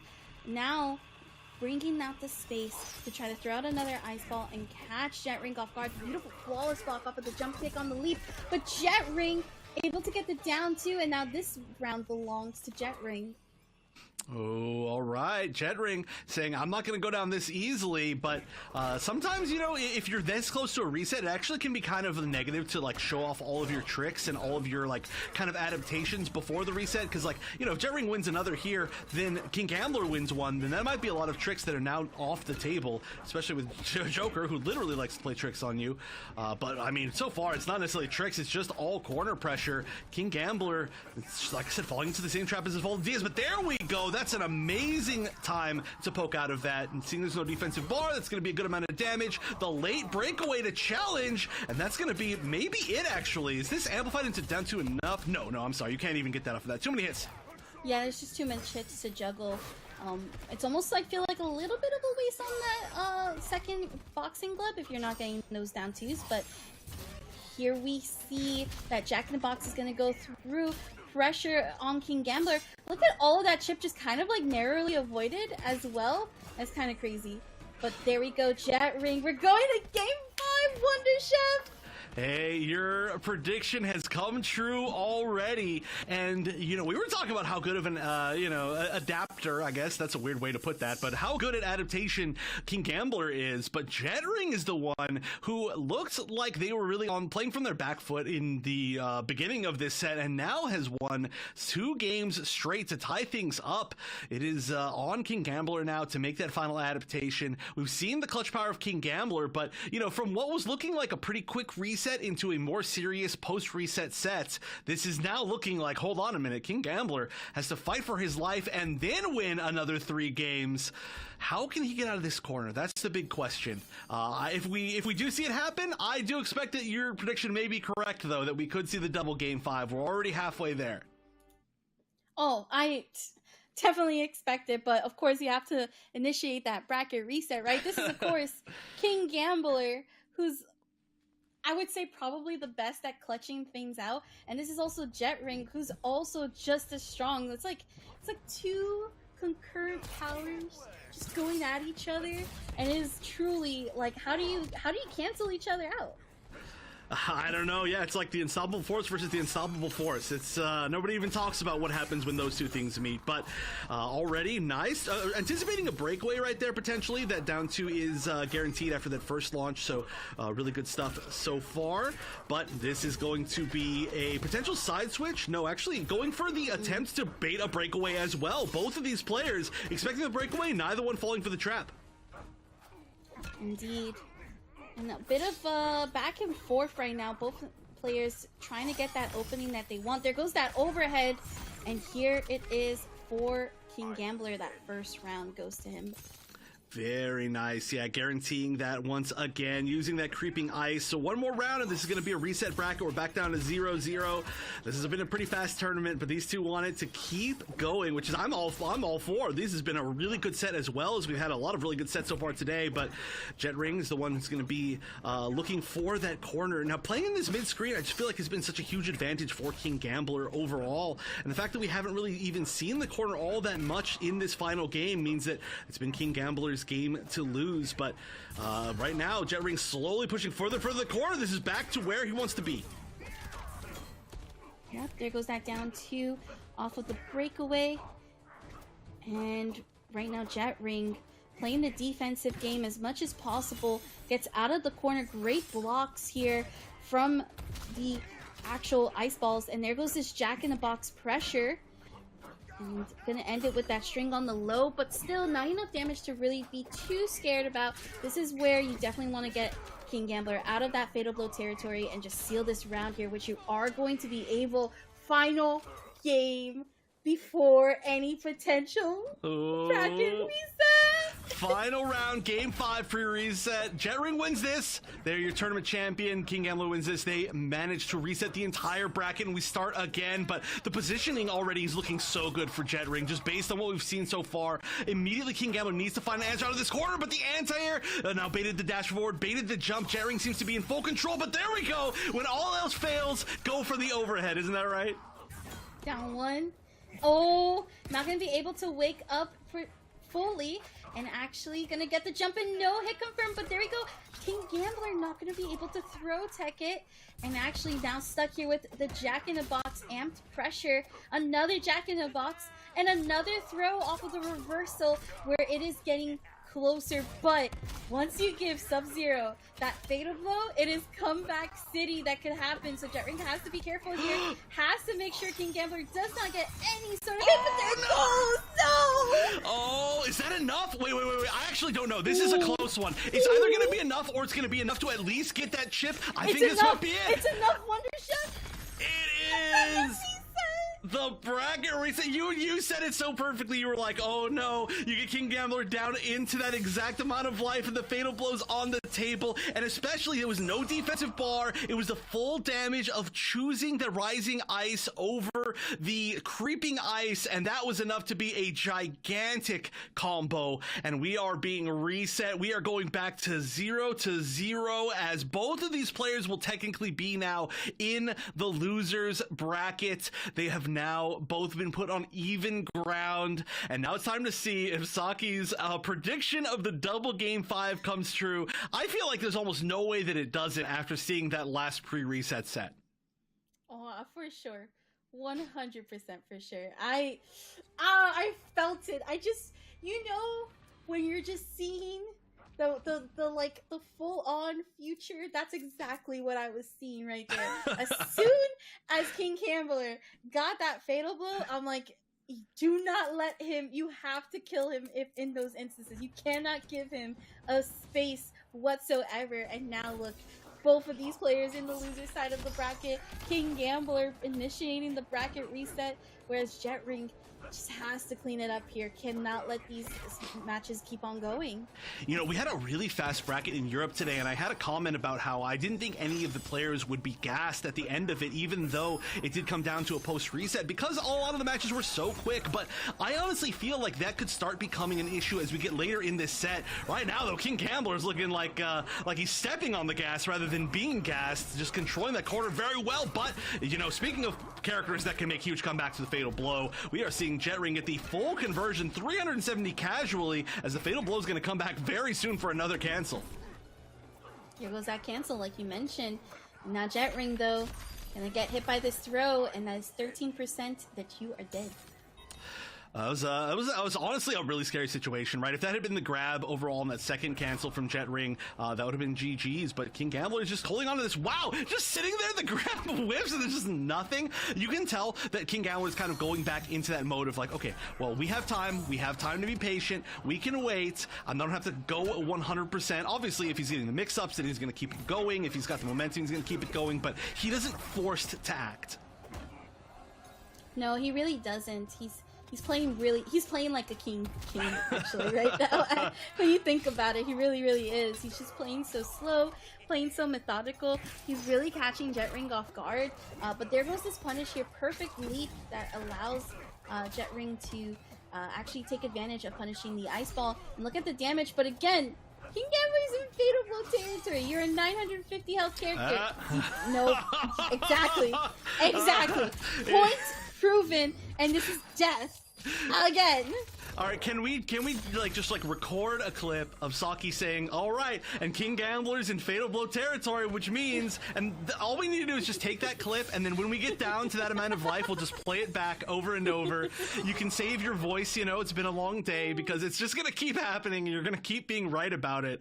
And that is game 1 to King Gambler, now technically winning 2 games in a row, so the adaptation has been made. Plenty of time in this post-reset set, but yeah, a lot of it comes down to that fatal blow. I would argue one of the better fatal blows in the game, just overall, right? Gives right Oki, does infinite damage, seemingly. It always seems to be there at the right time, so great of King Gambler to use it very well for 2 games straight now.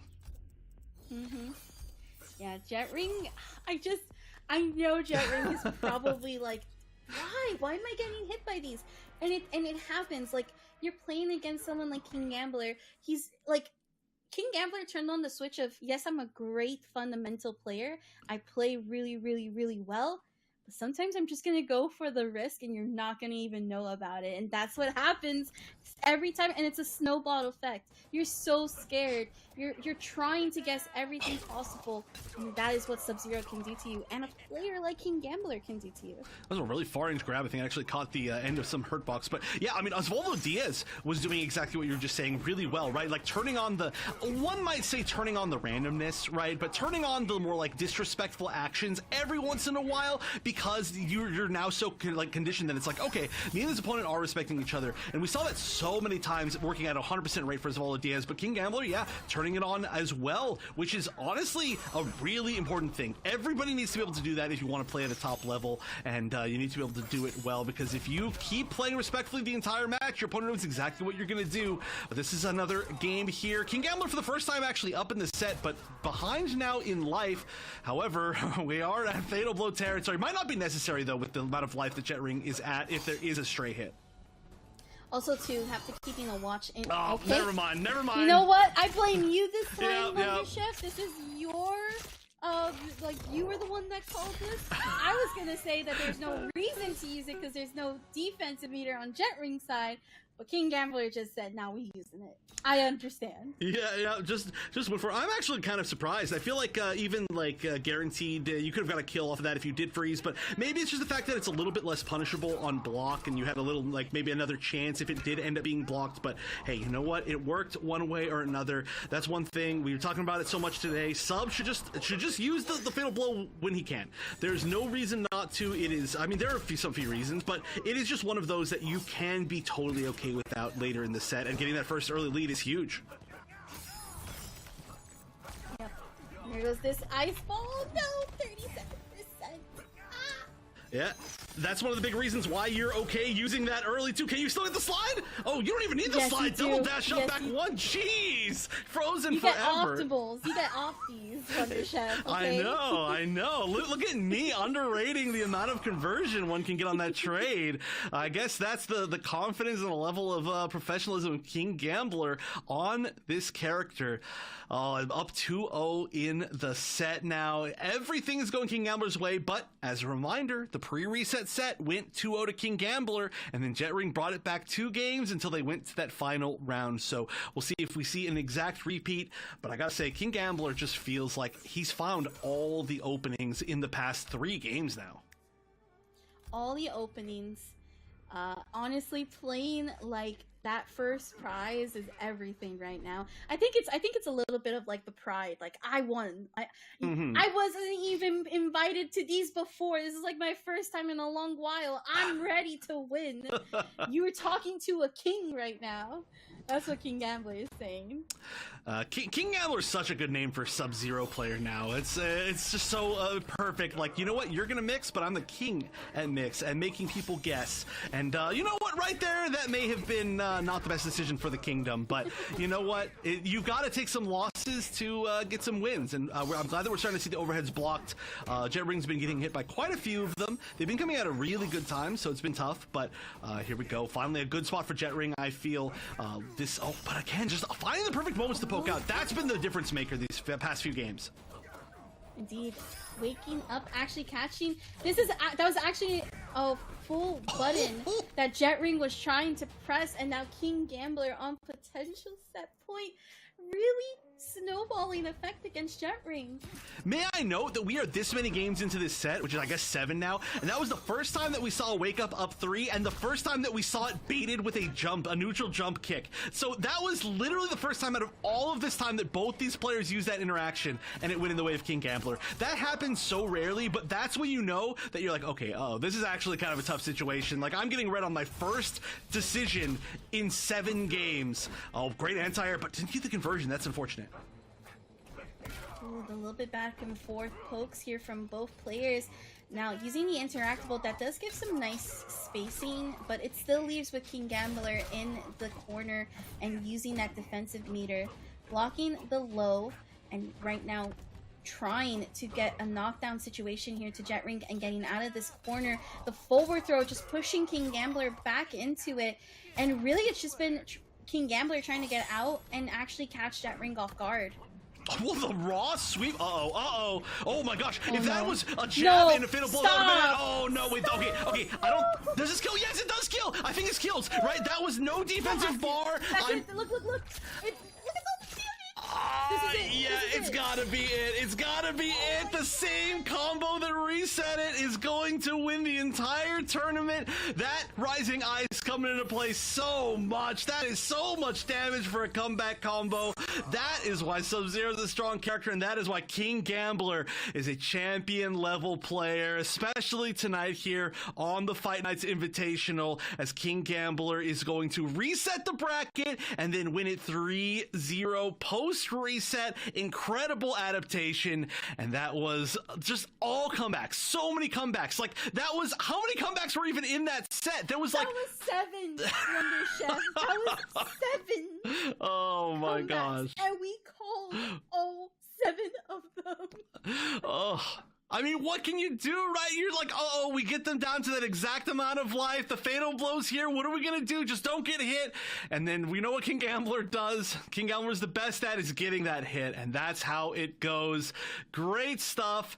Double winners from the losers bracket today in EU and North America. Some huge upsets, some amazing matches. North America, I gotta say, did not disappoint at all. Congratulations so much to King Gambler.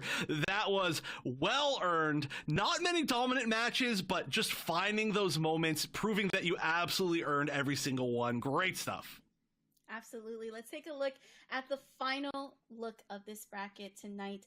It has been an insane top 8, but your top 4 are going to be King Gambler in first place, Jet Ring in second, Osvaldo Diaz in third, and Akira Japo in fourth. And of course, congratulations to the top 4. They do get some form of money, as mentioned before at the start of the broadcast. And then, of course, congratulations to everyone that got invited to be on this top 8 bracket. It is not an easy feat. Again, there are like literal hundreds of people, 500 sometimes, people signing up on these brackets, and it is nothing short of an easy time. So definitely make sure to go ahead and check it all out. You can actually sign up again at home at compete.playstation.com, where you can sign up on your browser, you can sign up on your mobile, you can sign up on your console, which I'm going to do right after we're done here, and definitely get a chance to go into these open qualifiers. Oh yeah, there